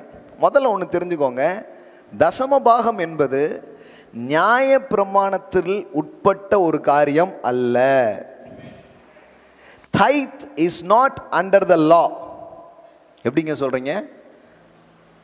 தசமபாகம் என்பது நியாய பிரமாணத்தின் காலத்தில் உருவாக்கப்பட்ட ஒன்று அல்ல. நியாய பிரமாணத்தின் நேரங்களில் அது ஒரு கட்டளையாக கொடுக்கப்பட்டு அப்போ வந்த ஒரு பிரமாணம் அது கிடையாது. அப்போ தசமபாகம் என்பது எப்போ வந்துச்சு? இதை செலுத்துகிற ஒரு காரியம் எப்போ இது ஏற்பட்டுச்சு? அப்படின்னா நீங்கள் பார்த்தீங்கன்னா வேதாகமத்தை திருப்பிக்கோங்க. Thank you Jesus, thank you Jesus.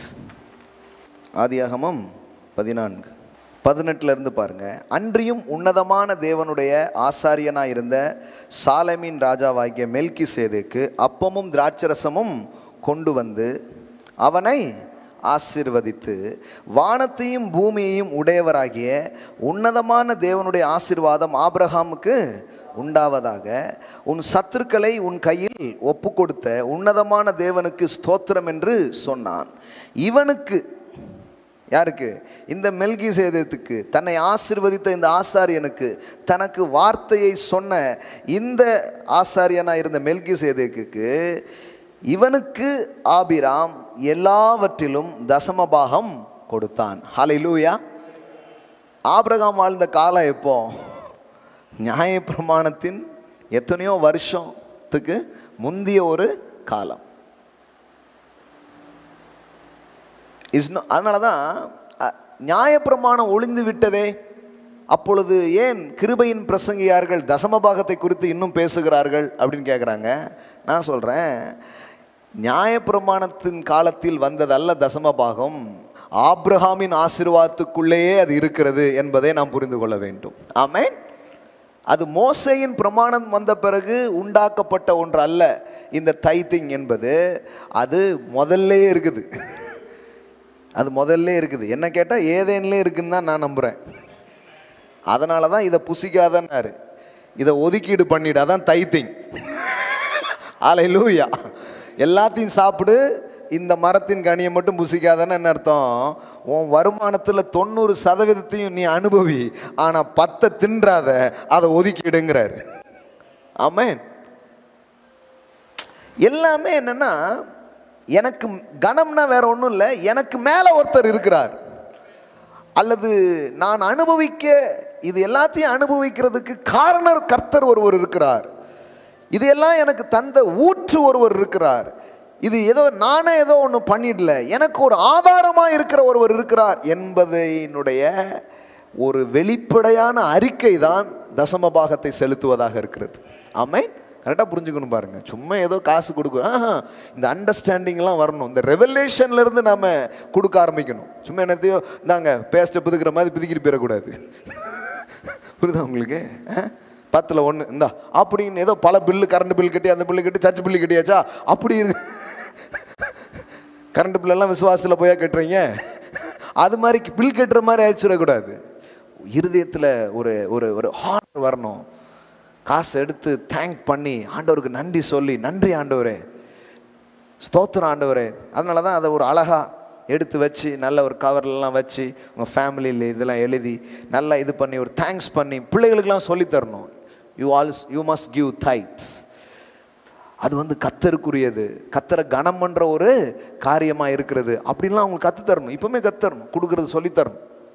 ஆமாம், சிறு வயதுலேருந்து கத்தரணும். நான் சொல்கிறேன் பாருங்கள், டைத்திங் வந்து எப்படி ஜெனரேஷனலுக்கு ஆசீர்வாதமாக மாறுதுன்னு உங்களுக்கு காட்டுறேன் பாருங்கள். நேரம் இருந்ததுன்னா அதையும் சேர்த்து நான் எடுக்கிறேன் உங்களுக்கு. கவனிங்க. அப்போது இந்த தசமபாகம் செலுத்துதல் அப்படிங்கிறது ஏதோ மோசேயின் காலங்களில் உருவான ஒன்று அல்ல. அதற்கு முந்திய காலம், ஆபிரகாமின் காலம். ஆபிரகாமின் ஆசீர்வாதத்தை தான் இயேசுவின் மூலமாக நாம் பெற்றுக்கொள்கிறோம். ஆபிரகாம் தன் கிரியையின் அடிப்படையில் ஆசீர்வதிக்கப்பட்ட ஒரு மனிதன் அல்ல. அவன் தேவனை விசுவாசித்தான், அது அவனுக்கு நீதியா எண்ணப்பட்டது. ஆமென். அவன் தேவ நீதியினால தான் ஆசீர்வதிக்கப்பட்டான். அப்போ அந்த காலகட்டத்தில் ஆபிரகாம் இப்படி செய்தான் என்று வேதவசனம் சொல்லுகிறது. நான் சொல்கிறேன் பாருங்க, இதில் ரொம்ப முக்கியமானது என்ன தெரியுமா? 23வது வசனம் பாருங்க. வானத்தையும் பூமியையும் உடையவராகிய உன்னதமான தேவனாகிய கர்த்தருக்கு நேராக என் கைகளை உயர்த்துகிறேன். கிவிங் டைட்ஸ்னு என்ன தெரியுமா? நீங்கள் 10 கொடுக்கும்போது கையை அங்கே தூக்குறீங்கன்னு அர்த்தம். ஆமென். நீங்கள் வந்து தேவனிடத்தில் கொண்டு வந்து செலுத்தும் போது நீங்கள் என்ன சொல்கிறீங்க? என் கையை உமக்கு நேராக உயர்த்துகிறேன். ஏன்னா நீர் யார்? வானத்தையும் பூமியையும் உடையவராகிய உன்னதமான கர்த்தர். கடவுள். நீங்கள் ஒரு ஒட்டாண்டி கிடையாது, நீங்கள் ஒரு எம்டி கிடையாது. You are the possessor of heaven and earth. எல்லாத்தையும் உடையவராய் நீர் இருக்கிறீர். நீர் தான் எனக்கு எல்லாத்தையும் கொடுத்தீர் என்பதை நான் கொடுப்பதின் மூலம் நம்முடைய கையை அவருக்கு நேராக உயர்த்துகிறோம். அப்போ நான் சொல்கிறேன், தசமபாகம் என்பது நம் கைகளை வானங்களுக்கு நேராக உயர்த்துகிற ஒரு அனுபவமாக இருக்கிறது. இப்படி உயர்த்துற ஒரு ஆள் ஒரு நாள் இப்படி உயர்த்த மாட்டான்னு நான் நம்புகிறேன். அங்கே கை உயர்த்துச்சுன்னா இங்கே கை நீட்டாதுங்க, ஏந்தாதுங்க, இங்கே இறைக்கிற கையாகத்தான் அது இருக்கும். எல்லாம் சொல்லுங்கள், உயர்த்துகிற கை இறைக்கிற கையாக தான் இருக்கும், ஏந்திர கையாக இருக்காது. ஆமென். I believe that. அப்போ வானத்தையும் பூமியும் உடையவராகிய உன்னதமான தேவனுக்கு நேராக கையை உயர்த்துறேன்னா நிறைய பேர் கையென்னா இப்போ கையை தானங்க உயர்த்திடுறேன்றாங்க. சும்மா கை உயர்த்திடுவோம் அப்படின்னு இப்படி கை உயர்த்திடுறேன். கிவிங் டைட்ஸ், அதை கொடுப்பதின் மூலம் கை என்ன பண்ணுறான், உயர்த்துறான். சோதாம் வந்து அதை தந்துடுறேன் இதை தந்துடுறாங்க. நான் கையை ஆல்ரெடி உயர்த்திட்டேன், அவர் எனக்கு தருகிற தேவனாக இருக்கிறார். அப்போ டைத் கொடுக்கும் பொழுது கையை உயர்த்துகிறோம். அவர் தான் வெற்றிக்கு காரணம். அவனுக்கு ஒரு பெரிய கொள்ளை, பெரிய வெற்றி, ஏராளமானது வந்து சேர்ந்துருக்கு. அங்கே பாருங்க, ஏராளமாக வந்து சேர்ந்துருக்குது. அந்த வெற்றியை தேவனுக்கு சமர்ப்பிக்கிறான். அதான் விஷயம். நீங்கள் டைத் கொடுக்கும்போது என்ன பண்ணுறீங்க, you are going to submit your success to God. You will dedicate your success to God. உங்களுடைய சின்ன வருமானமோ பெரிய வருமானமோ வரும்போது செலுத்தும் பொழுது சில சொல்கிறாங்க இல்லையா, I will dedicate this book for this person, I will dedicate this song for this person, இவங்களுக்கு இதை அர்ப்பணிக்கிறேன்னு நம்ம சொல்கிறோம்.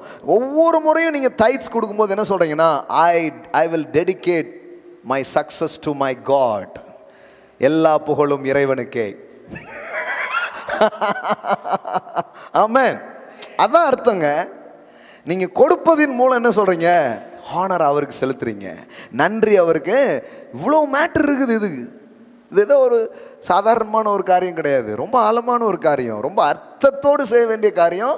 ஆனால் மக்கள் வந்து பயத்தில் தான் இது வரைக்கும் பண்ணியிருக்காங்களே தவிர வெளிப்பாட்டிலிருந்து, விசுவாசத்திலிருந்து, அன்பிலிருந்து, கனத்தின் அடிப்படையில் செலுத்தாததுனால தான் சிலர் தசமபாகம் செலுத்தி கூட நல்லா இல்லாமல் இருக்கிற ஆட்கள்லாம் இருக்கிறாங்க. ஏன் தெரியுமா, அந்த அந்த ரெவலேஷனே வரல. ஏதோ கரண்ட் பில் கட்டுற மாதிரி கட்டிட்டு போயிட்டாங்க. கத்தர் பில்லை அங்கே 10 இங்கே 10 உனக்கு 10 கம்பெனிக்கு 10, உனக்கு 50 எனக்கு 50 கம்பெனிக்கு 50 மாதிரி இந்த ரேஞ்சில் பண்ணிட்டாங்க எல்லாமே. தவிர அதை குறித்த ஒரு உணர்வு, ஒரு வெளிப்பாடோட நாம் அதை செய்ய வேண்டும். ஏமேன். இப்போ கவனிங்க, ஆபிரகாம் யாருக்கு கொடுத்தான், மெல்கி சேதேக். மெல்கி சேதேக்னா அயன் பண்ணாத ஒரு சட்டையும் அருந்து போன ஒரு செருப்பும் போட்ட ஒரு பாஸ்டர் கிடையாது. ஹலோ, மெல்கி சேதேக் வந்து அவனுக்கு 2 ரோல். ஒன்று அவர் கிங்கு, இன்னொன்று அவன் ப்ரீஸ்ட். அவன் ராஜாவும் அவன் ஆசாரியனுமா. ஆமென். தசமபாகம் வந்து ஆள் யாருன்னு பார்த்து செலுத்துறது இல்லை. ஆள் வந்து சுருங்கின சட்டை போட்டுக்காரா, செருப்பு கிருப்பு இல்லாமல் இருக்கா, அப்படி பார்த்து செலுத்துறது இல்லை. ஆள் பார்க்கறதுக்கு ராஜா மாதிரி இருப்பார். ராஜா மாதிரி தான் அவன் ராஜாங்க. அதாவது அவருக்கு தேவைன்னு இவன் கொடுக்கல, தேவனை கனம் பண்ணணுங்கிறதுக்காக அவன் கொடுக்குறான். ஆமென். சொல்லுவாங்க, தம்பி டைமண்ட் ரிங்கு, பிராஸ்லெட்டு, செயின் எல்லாம் போட்டுட்டு போய் நின்னா எப்படி கொடுப்பாங்களா அப்படிங்காங்க. நான் சொன்னேன், நீங்கள் தேவையின் அடிப்படையில் கொடுக்குறத ஜனங்கள் சொல்லி கொடுத்துருக்கீங்க, நான் கணத்தின் அடிப்படையில் கொடுப்பதை சொல்லி கொடுத்துருக்குறேன். அதனால் எனக்கு நிறைய வந்துக்கிட்டே இருக்குது. எனக்கு தேவை இருக்கிறது அப்படி அதனால் கொடுங்க அப்படி சொல்கிறது இல்லை. தசமபாகம் என்பது தேவைக்காக கொடுக்கறது இல்லை, தேவனுக்காக கொடுக்கறது, தேவனை கனம் பண்ணும்படியாக கொடுக்கறது. இன்னும் சொல்ல போனால், என் தேவையை அவர் சந்தித்தார், ஆகையால் நான் கனம் பண்ணும்படியாக நான் கொடுக்குறேன். எவ்வளோ அர்த்தம் இருக்குது பாருங்களேன். நான் தேவையில் இருந்தேங்க, என் தேவையை என் தேவன் சந்தித்தார், ஆகையால் என் தேவனை நான் கனம் பண்ணும்படி நான் கொடுக்குறேன். அவ்வளோ காரியம். அப்போ வந்து சில சொல்லுவாங்க, நல்ல கோட்டு சுட்டு போட்ட ஆளுக்கெல்லாம் கொடுத்துடாத, கார் வச்சிருக்கிற ஆளுக்கு கொடுத்துடாத, அங்கே பாரு ஒருத்தர் சைக்கிளில் கஷ்டப்பட்டு இருக்கிறார் அவருக்கு கொடுங்க. அது ஏழைகளுக்கு கொடுப்பது. புரியுங்க உங்களுக்கு? அது இருக்குது பைபிளில். ஏழைகளுக்கு கொடுக்குறவன் கர்த்தருக்கு கடன் கொடுக்குறான், அவன் கொடுத்ததை திருப்பி கொடுப்பார். ஆனால் தைட்ஸ் வந்து அப்படி கிடையாது. I will open the floodgate of heaven. அங்க கொடுத்ததை அப்படியே டபுள். ஆனா இங்க இடம் கொள்ளாமல் போக மட்டும். தசமபாகம் செலுத்துவது என்பது வேற, ஏழைகளுக்கு கொடுப்பது என்பது வேற. மக்கள் பாருங்கள் ரெண்டையும் போட்டு குழப்பிப்பாங்க. நல்லா நல்லா டிவியில் வர்ற நல்ல பெரிய பெரிய ஆட்கள்லாம் கொடுத்துடாதீங்க, யாருக்கு கொடுங்க, அங்கே பாருங்கள் கொஞ்சம் கஷ்டப்பட்டுக்கிட்டு இருக்கிறாரு, இங்கே ஒருத்தர் டியூப்லைட் போடாமல் இருக்காரு, இங்கே ஒருத்தர் பாயே வாங்க காசு இல்லாமல் இருக்காரு, பாலசேகர் ஏசி வச்சு இருக்கிறாரு, ஏசி சர்ச்சு வச்சிருக்கிறாரு, அவருக்கு வந்து பயங்கரமாக வந்து வருது. ஆமாம் உண்மைதான். அதனால் இப்படி யோசிக்கிறாங்க. அப்போனா அவங்களுக்கு தசம பாகத்துக்கும் ஏழைகளுக்கு கொடுக்கறதுக்கும் என்ன தெரியல, வித்தியாசமே தெரியல.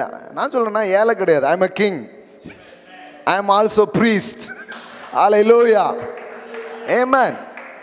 அதனால தான் நல்ல ட்ரெஸ்ஸாக எடுத்து போட்டு வந்து பேசுகிறேன் நான். பாருங்கள் பிரதர் அயன் பண்ண கூட முடியல, அயன் பாக்ஸ்க்கு அயன் பண்ண கொடுத்த துணியை வாங்க காசு இல்லை பிரதர், ஏதாவது பார்த்து ஆஃபரிங் போடுங்க பிரதர், அப்படி இதெல்லாம் வரல. நம்ம போனாலே அநேகமாக இன்றைக்கி இவர் தான் நமக்கு கொடுத்து அனுப்புவார் போல அப்படிங்கிற ரேஞ்சில் தான் போகிறது.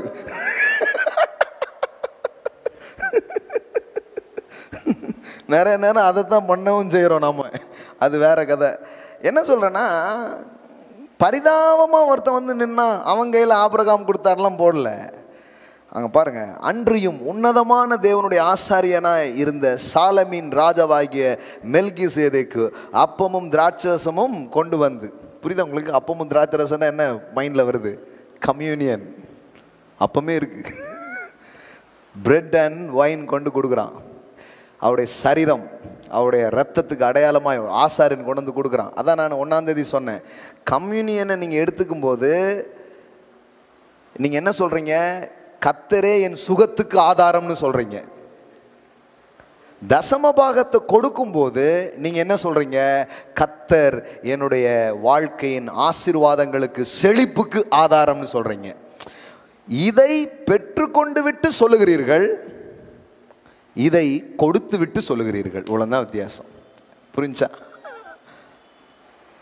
கம்யூனியனை வாங்கி கொள்வதன் மூலம் சொல்கிறீங்க, நீங்கள் தான் என் ஜீவனின் ஆதாரம்.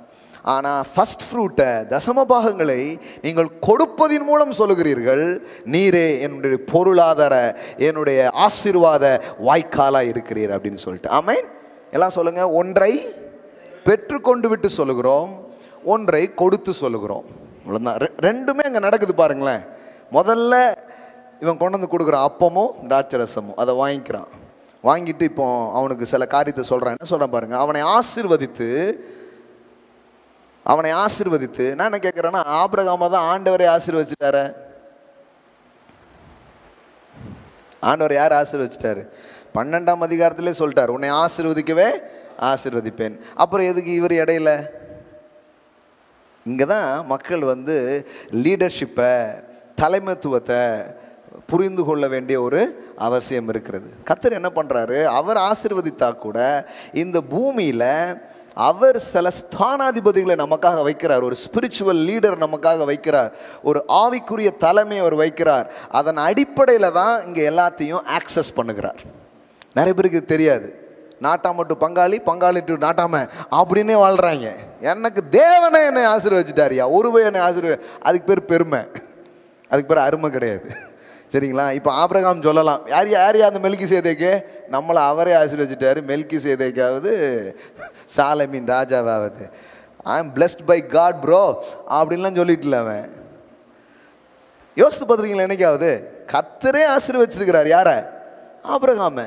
அப்புறம் ஏன் மெல்கிசேதேக்கு? இன்னும் சொல்ல போனா,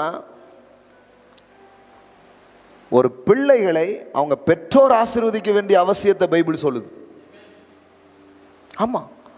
ஏன்னா கடவுள் வந்து அந்த ஆசீர்வாதத்தை எப்படி பண்ணுறாருன்னா, த்ரூ ஒரு நபர் மூலமாக, ஒரு ஸ்பிரிச்சுவல் லீடர்ஷிப் மூலமாக, பெற்றோர் மூலமாக, சில நல்ல உறவுகள் மூலமாக வாழ்க்கைக்குள்ளே அவர் கொண்டு வருகிறார். ஆமென். அதனால தான் நாம் வந்து வேல்யூ பண்ணணும் எல்லாத்தையுமே. The culture of honor is the kingdom of God.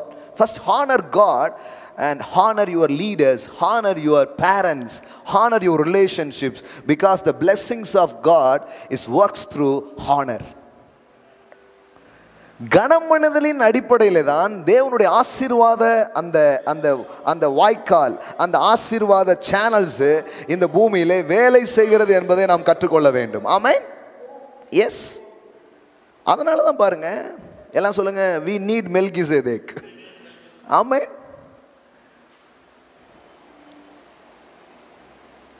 அவன் இயேசு கிறிஸ்துவுக்கு, இந்த மெல்கிசேதேக் கிறிஸ்துவுக்கு அடையாளமாக சொல்லப்படுகிறார். சரி, இப்போ அதை அப்படியே சிலர் கேட்குறாங்க, இந்த தசமபாகம் செலுத்துவதை பற்றி புதிய ஏற்பாட்டில் எதுவுமே இல்லை அப்படிங்கிறாங்க. இப்போ எபிரேயர் 7ஆம் அதிகாரம் எடுத்துக்கோங்க. Where is New Testament? ஏன்னா இவங்க பழைய ஏற்பாட்டெலாம் முடிச்சிட்டாங்க. அடுத்த கேள்விக்கு என்ன ஆன்சர்? முதல்ல எல்லா கேள்விக்கும் பதில் இல்லையா அப்படிம்பாங்கல்ல.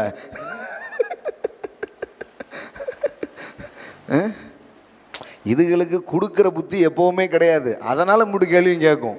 எனக்கு தெரிஞ்சு நான் பார்த்துட்டேன், கொடுக்குறவங்க எந்த கேள்வியுமே கேட்குறது இல்லை, கொடுக்காதவங்க உருளாம்பட்ட கேள்வியெலாம் கேட்பாங்க. ரொம்ப சிம்பிள் பாருங்களேன். இப்போ கூட கொஞ்சம் டைப் பண்ணிட்டு இருப்பாங்க கொஞ்சம் பேர். எனக்கு தெரியும். எனக்கு தெரிஞ்சு நல்லா இருக்குன்னு கமெண்ட் போடுறவங்களை விட, அதாவது அவங்க மனசுல நினச்சிட்டு போயிடுவாங்க, போட மாட்டாங்க. ஆனால் இவங்க போடுவாங்க. இப்போ அன்னைக்கு போட்ட மெசேஜுக்கு போட்டிருக்காங்களே, பாலசேகர் நீங்கள் மனம் திரும்ப வேண்டும் அப்படின்னு இருக்காங்க.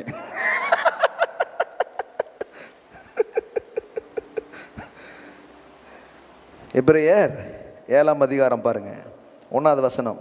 இதே தான் அப்படியே கொண்டு வந்தாங்க காமிக்கிறார். இந்த மெல்கிசேதேக்கு சாலேமின் ராஜாவும் உன்னதமான தேவனுடைய ஆசாரியனுமாய் இருந்தான். ராஜாக்களை முறியடித்து வந்த ஆபிரகாமுக்கு இவன் எதிர்கொண்டு போய் அவனை ஆசீர்வதித்தான். ஆமென்.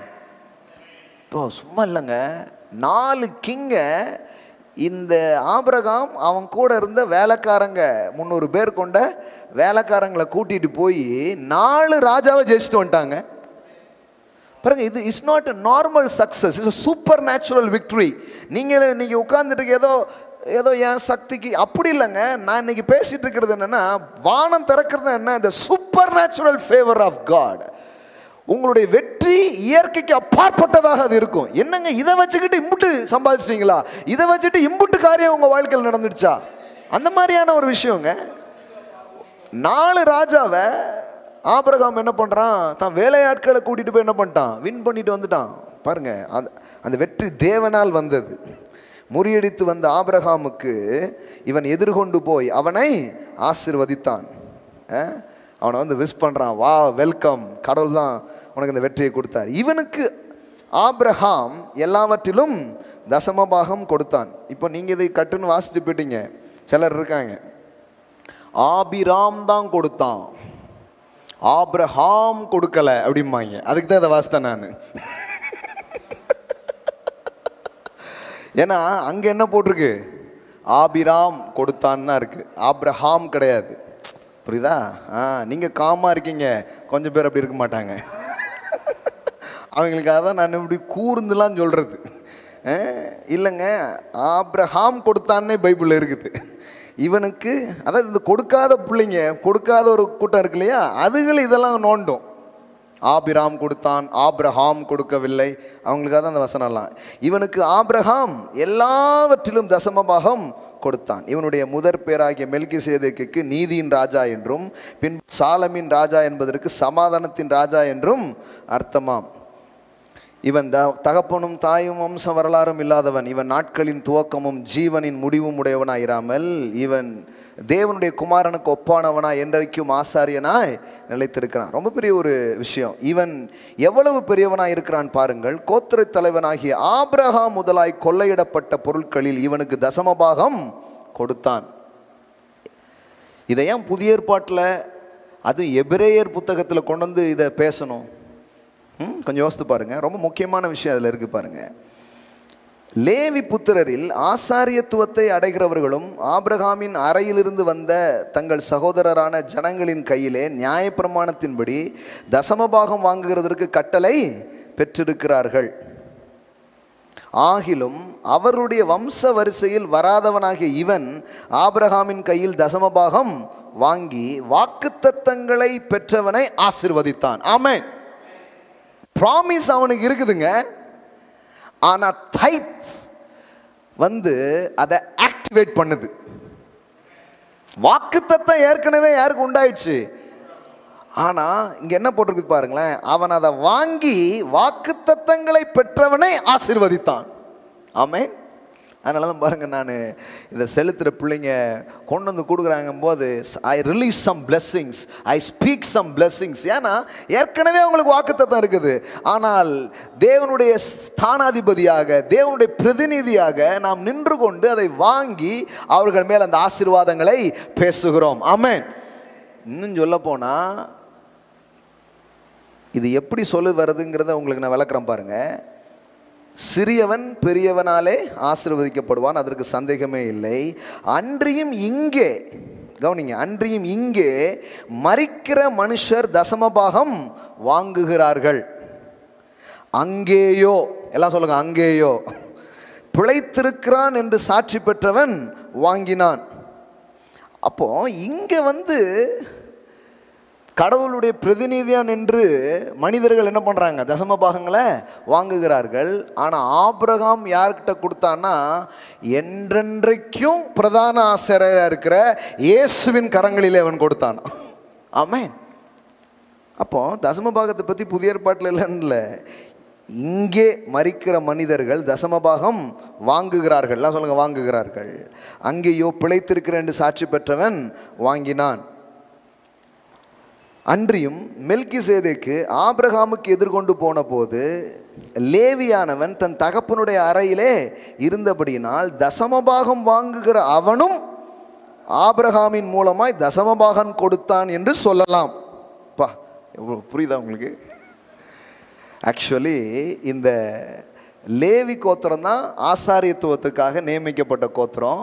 அவங்க தான் எதை வாங்குறாங்க, தசமபாகத்தை வாங்குறாங்க. ஆனால் எவன் வாங்குறாங்க பார்த்தீங்களா? இந்த லேவி யாருடைய வம்சத்தில் வரான்? ஆபிரகாம், ஈசாக்கு, யாக்கோபு, அந்த வம்சத்தில் வரான். தசமபாகம் கொடுத்தது என்னவோ யாரு தான்? ஆபிரகாம் தான். ஆனால் பைபிளில் சொல்லுது, ஆபிரகாம் தசமபாகத்தை கொடுக்கும் பொழுது லேவி எங்கே இருந்தான்? அவன் அறையில் தான் இருந்தான். அப்போ ஆபிரகாம் கொடுத்ததை ஈசாக்கு, யாக்கோபு, லேவி 4வது தலைமையில் இருக்கிற ஒருத்தன் கொடுத்ததாவே கடவுள் கணக்கில் வச்சு அதை ஒரு ஆசீர்வாதமாக பேசுகிறாரு பாருங்களேன். உங்களுக்கு புரியுதான்னு தெரில.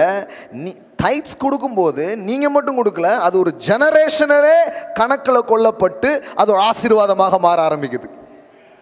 ஆமென். நீங்கள் கொடுக்கும்போது உங்கள் பேரப்பிள்ளைக்கெல்லாம் சேர்த்து கொடுத்துருக்கீங்களா?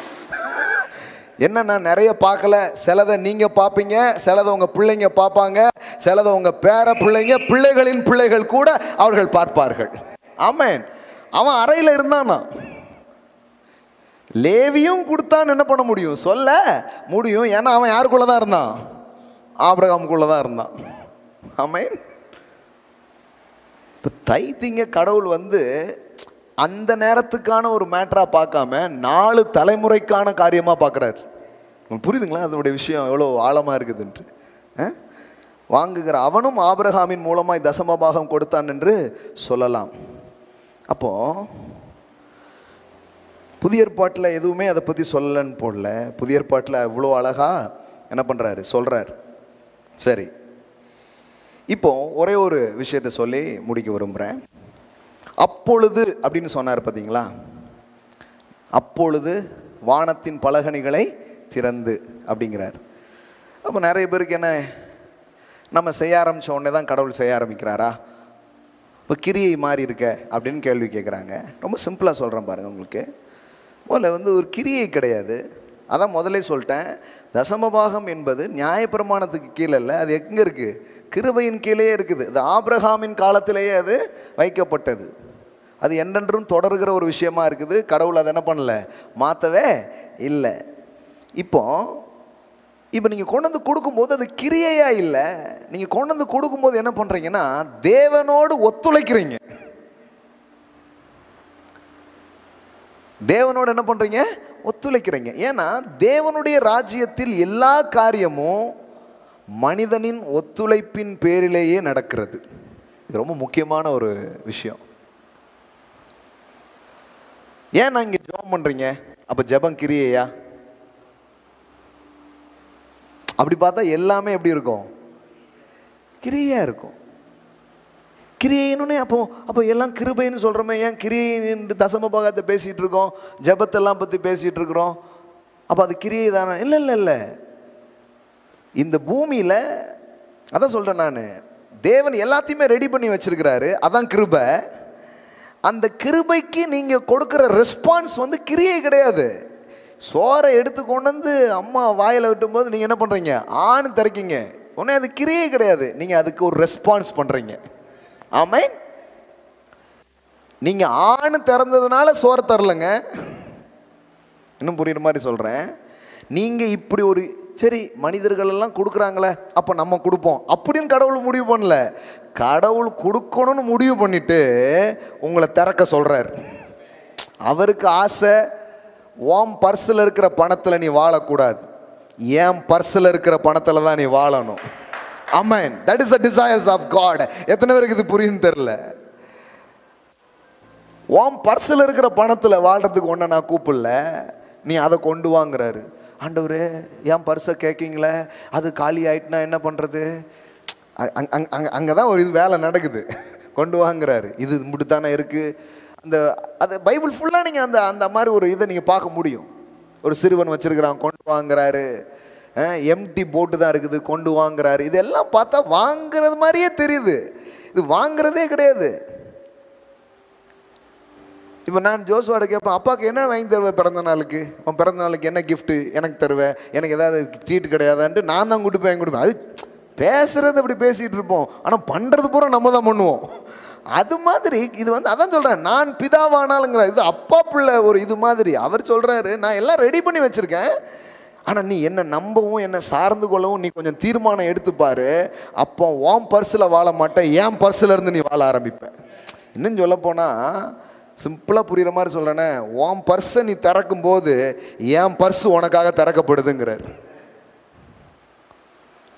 சிலர் பேர் கூடலாம் போனால் நம்ம பர்ஸை திறக்கவே விட மாட்டாங்க. பார்த்தீங்களா? நீங்கள் எடுக்கிறது தான். சிலர் இதெல்லாம் தெரிஞ்சு வச்சுக்கிட்டு அப்பப்போ சும்மா எடுப்பாங்க. பாஸ் வந்துட்டு சரி ரொம்ப வருத்தப்படுறீங்க, நீங்கள் கொடுத்துருங்க அப்படின்னு. டேஞ்சராக போயிடும். எல்லா இடத்துலையும் செல்லுபடி ஆகாது பாஸ், நம்பி பண்ணிடுறீங்க. அதாவது தேவன் வந்து அப்படி தான் பேசுகிறாரு. என்ன சொல்கிறாரு? நீ கொண்டு வாங்காரு. கொண்டு வந்துட்டு என்ன சொல்கிறாரு? நான் வானத்தின் பலகணிகளை திறந்து இடங்கொள்ளாமல் போக மட்டும் உன் மேலே ஆசீர்வாதத்தை வர்ஷிக்க பண்ணுவேன். இது எப்படி இருக்குது? இது வந்து கிரியை கிடையாது, இது அவருடைய கிருபைக்கு நாம் கொடுக்குற பிரதியுத்தரமாக, ரெஸ்பான்ஸாக இருக்கிறது. இன்னும் இது புரிகிற மாதிரி சொல்லணும்னா, இந்த அடிப்பம்புலலாம் தண்ணி எடுப்போம் பார்த்துருக்கீங்களா? முன்னாடி முதல்ல வீட்டில் இருந்து ஒரு வாளியில் தண்ணி கொண்டு போவோம், பார்த்துருக்கீங்களா? ஒரு வாளி தாண்டா தண்ணி இருக்குது, அதை எங்கே எடுத்துகிட்டு போகிற அப்படின்னா, இது எடுத்துகிட்டு போகல, ஊற்றி அடித்தோம்னா வீட்டுக்கே என்ன ஊருக்கே தண்ணி கிடைக்கும், அவ்வளோ தண்ணி உள்ளே இருக்குது. இந்த தைதிங்கிறது அப்படி தான். ஐயோ ஏற்கனவே எனக்கு பத்த மாட்டுக்க, ஏற்கனவே எனக்கு முடியல, அப்படி கிடையாது. ஒரு வாளி தண்ணியை ஊற்றி உள்ளே இருக்கிறதெல்லாம் அடித்து எடுக்கிற ஒரு மெத்தடு தான் தைத்திங்காக இருக்கிறது. அப்போ கடவுள் வந்து ஏன்ட்ட இருக்கிற ஒரு வாளியும் காலி பண்ணுறது கேட்கல, ஊற்றி அடித்து எடுத்துக்கோங்கிறாரு. கொண்டு வா, அப்பொழுது வானத்தின் பலகணிகளை திறந்து இடங்கொள்ளாமல் போக மட்டும் உன் மீது நான் ஆசீர்வாதங்களை வர்ஷிக்க பண்ணுகிற தேவனாய் நான் இருக்கிறேன். ஆமென். அப்போ அவ்வளோதான். என்னங்க இருக்கிற வாளி தண்ணியை ஊற்றிட்டு என்ன பண்ண போகிறீங்க? இப்போ உங்களுக்கு அடிபம்பை பற்றி தெரில, நீங்கள் பயப்படணும் ஐயோ அப்படின்ட்டு. ஆனால் கொண்டு வந்து ஊற்றி, அது ஒரு ஃபெய்த் ஆக்ட். எல்லாம் சொல்லுங்கள், ஃபெய்த் ஆக்ட். அது கிரியை கிடையாது. அதாவது நீங்களே ஏதாவது ஒன்று பண்ணிகிட்டு இருக்கீங்க, அதுக்கு பலன் கிடைச்சிரும்னா தான் அது கிரியை. தேவன் ஒன்றை ஏற்படுத்தி வைத்து விட்டு, இப்போ பாருங்களேன், சிலுவையில் எல்லாத்தையும் செஞ்சு முடிச்சிட்டாரு. என்ன சொல்கிறாரு? அவர் உன் இருதயத்தில் விசுவாசி, உன் வாயினால் அறிக்கை பண்ணு, அப்பொழுது நீ ரட்சிக்கப்படுவாய்ங்கிறாரு. இதுக்கு பேர் கிரியை கிடையாது. தேவன் செய்திருக்கிற காரியத்துக்கு நான் செய்கிற பிரதியுத்தரமாக இருக்கிற, it's a response to God. இந்த உலகத்தில் எல்லாரும் கொண்டு வந்து இப்படி முதன்மையானது கடவுளுக்கு செலுத்துகிற பழக்கம் எல்லாருக்கும் இல்லை. ஆனால் கடவுள் சொல்கிறாரு, நீ என்ன நம்புறியா? நான் தான் உன் ஊற்று நம்புறியா? நான் தான் உன்னை ஆசீர்வதிக்கிற நம்புறியா? அப்படின்னா நீ கொண்டு வந்து செலுத்திப்பாரு, அப்போ வேற லெவலில் நீ வாழ ஆரம்பிப்ப அப்படிங்கிறார். You will live under the open heaven.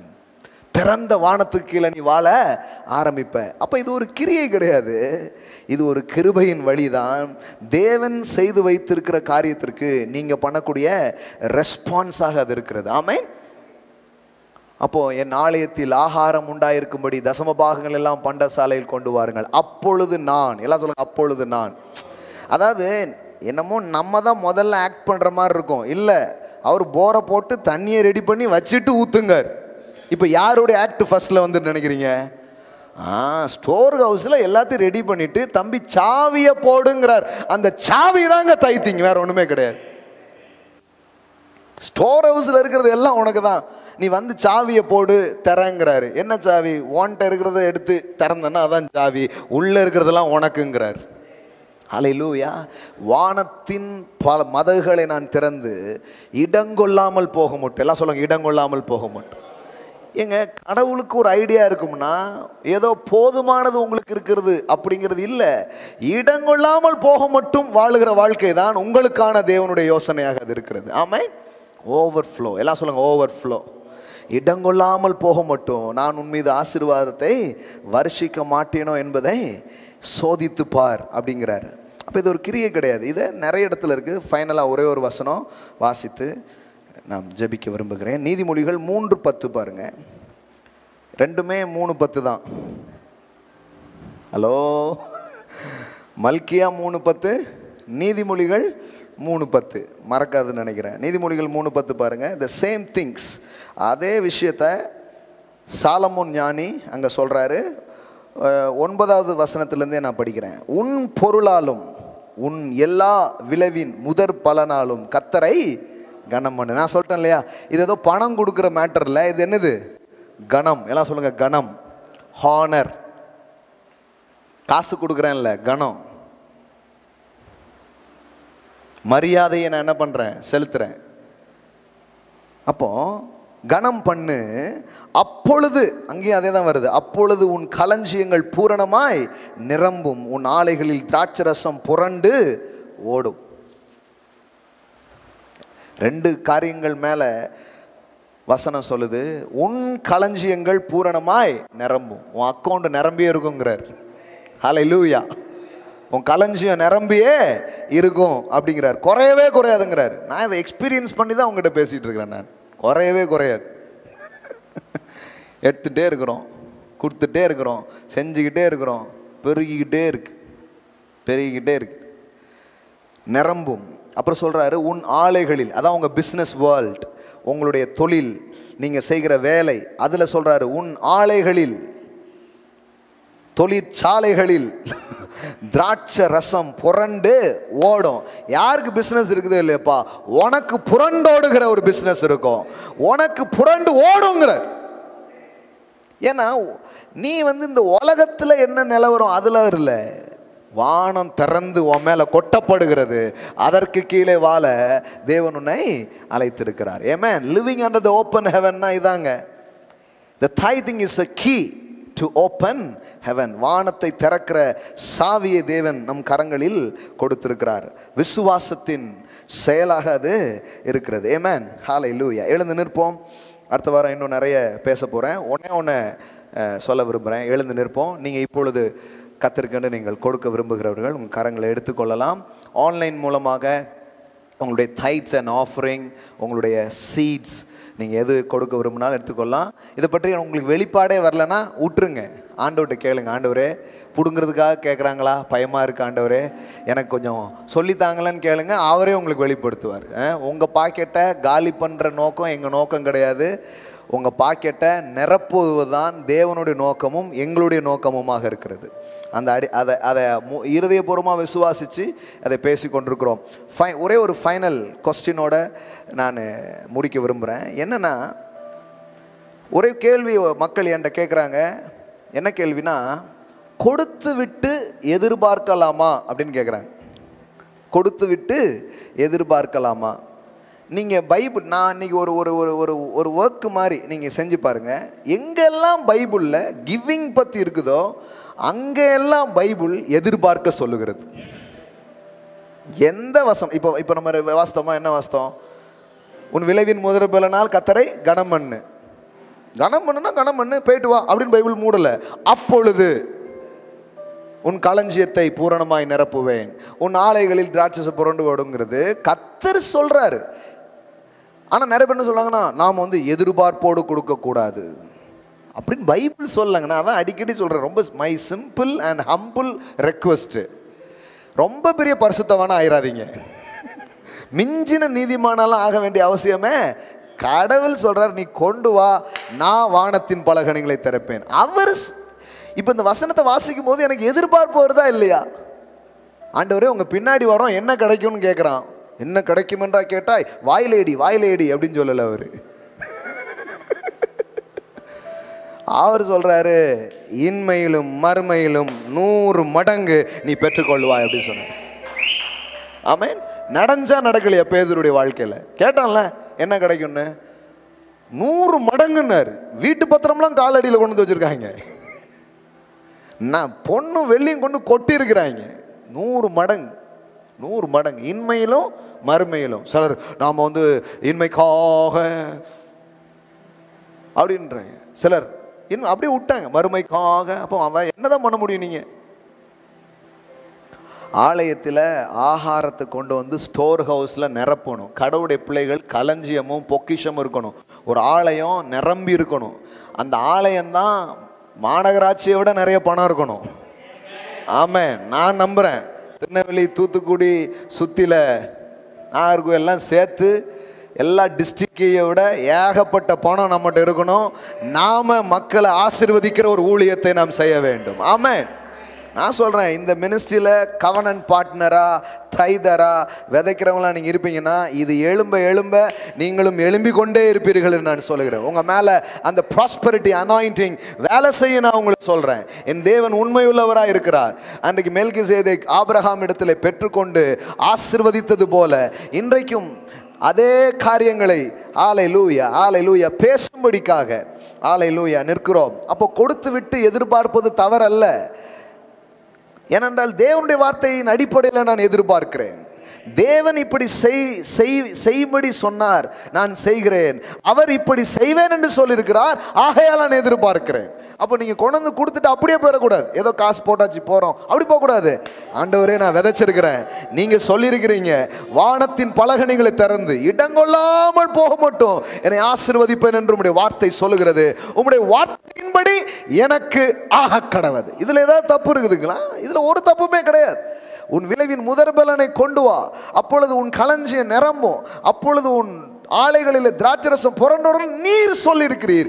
நீர் சொன்ன வார்த்தையினை நான் விசுவாசித்து நான் அதை செய்திருக்கிறேன். நானே இப்படி அதை நம்பி செய்வேன் என்றால் சொன்ன நீர் உண்மை உள்ளவராய் இருக்கிறீர். என் களஞ்சியத்தை நிரப்புவீர், என்னை கடனிலிருந்து வெளியே கொண்டு வருவீர். வேலையே இல்லாத என் தொழில்களிலே தொழில்கள் புரண்டு ஓடும்படியான ஒரு காரியத்தை நீர் எனக்காக செய்வீர். உம் வார்த்தையின்படியே ஆக கடவது.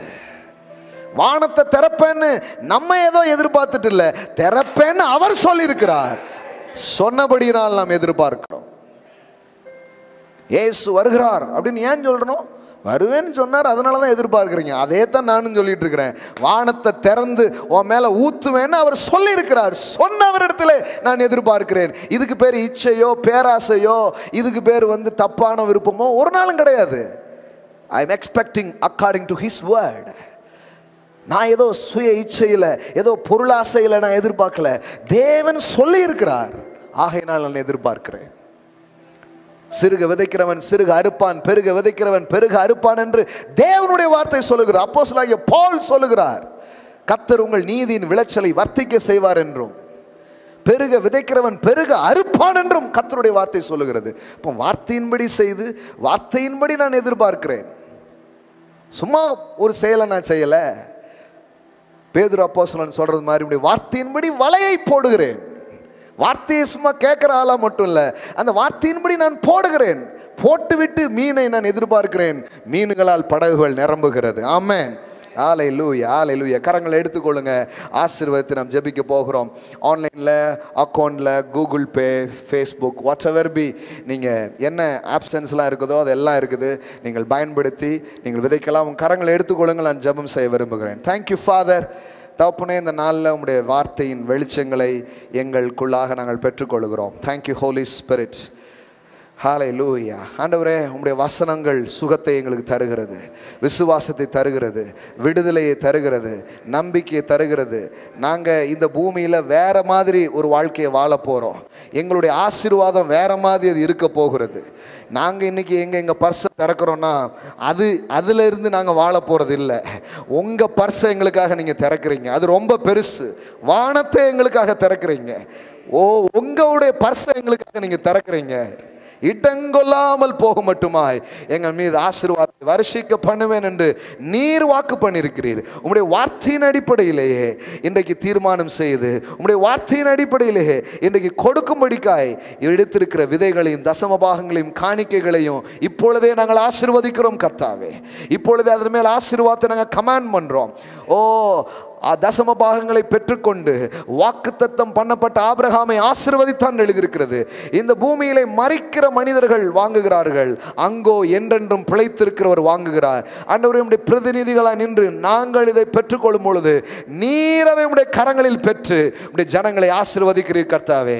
இப்பொழுதும் கிறிஸ்துவின் நாமத்தினாலே மரத்திலே தூக்கப்பட்ட எவனும் சபிக்கப்பட்ட என்று எழுதியிருக்கப்படி எங்களுக்காய் சபிக்கப்பட்டீரே, அந்த நாமத்திலே ஹல்லேலூயா ஹல்லேலூயா தரித்திரராய் எங்களுக்காய் மாறினீரே, செல்வந்தர்களாகும்படியாய் அந்த கிறிஸ்துவின் கிருபையின் ஆசீர்வாதங்களை இப்பொழுதே நான் பேசுகிறேன். இதை பார்க்கிற, இதிலே பங்கு பெற்றிருக்கிற, இன்றைக்கு விதைக்கிற, இப்படிப்பட்ட விசுவாச ஆவியை இன்றைக்கு பெற்றுக்கொள்கிற தொழில் முனைவோர், இன்னும் வாழ்க்கையின் தேவைகளோடு இருக்கிறவர்கள் ஒவ்வொருத்தர் மேல திறந்த வானத்தின் ஆசீர்வாதங்களை இப்பொழுதே நான் பேசுகிறேன். Father, I speak and I command and I release.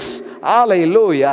The prosperity, the financial flow, hallelujah, cash flow, money flow in Jesus name. Hallelujah, hallelujah, hallelujah, hallelujah. கர்த்தரின் ஆசீர்வாதமே ஐஸ்வரியத்தை தரும் என்று எழுதியிருக்கிறது. இப்பொழுதே அது உண்டாகட்டும், அது என்னன்னு ருசிச்சு பார்க்கட்டும், அது எப்படிப்பட்டது என்பதை வாழ்க்கையில அனுபவமாய் பார்க்கட்டும் என்று நான் சொல்லுகிறேன் கர்த்தாவே. ஹல்லேலூயா. ஒவ்வொரு சபையும் ஆசீர்வதிக்கப்படட்டும், ஒவ்வொரு தொழிலும் ஆசீர்வதிக்கப்படட்டும், ஒவ்வொரு குடும்பமும் ஆசீர்வதிக்கப்படட்டும் என்று சொல்லி ஜெபிக்கிறோம் கர்த்தாவே. ஆபிரகாமை போல நாங்கள் கொடுக்கும் பொழுது வானத்தையும் பூமியும் உடையவராய் இருக்கிற உன்னதமான கர்த்தருக்கு நேராய் எங்கள் கைகளை நாங்கள் உயர்த்தி இருக்கிறோம். கொடுக்கிற பிள்ளைகள் ஒவ்வொருவரும் கரங்களை உங்களுக்கு நேராக உயர்த்தி இருக்கிறாங்க. ஓப்பன் ஹெவன் திறந்து கொட்டப்படுகிறதை பார்க்கட்டும். இந்த நாளிலிருந்து வேற மாதிரியான ஒரு அனுபவத்தை பார்க்கட்டும். ஒரு ஃப்ளோ அப்படி வர்றதை பார்க்கட்டும்.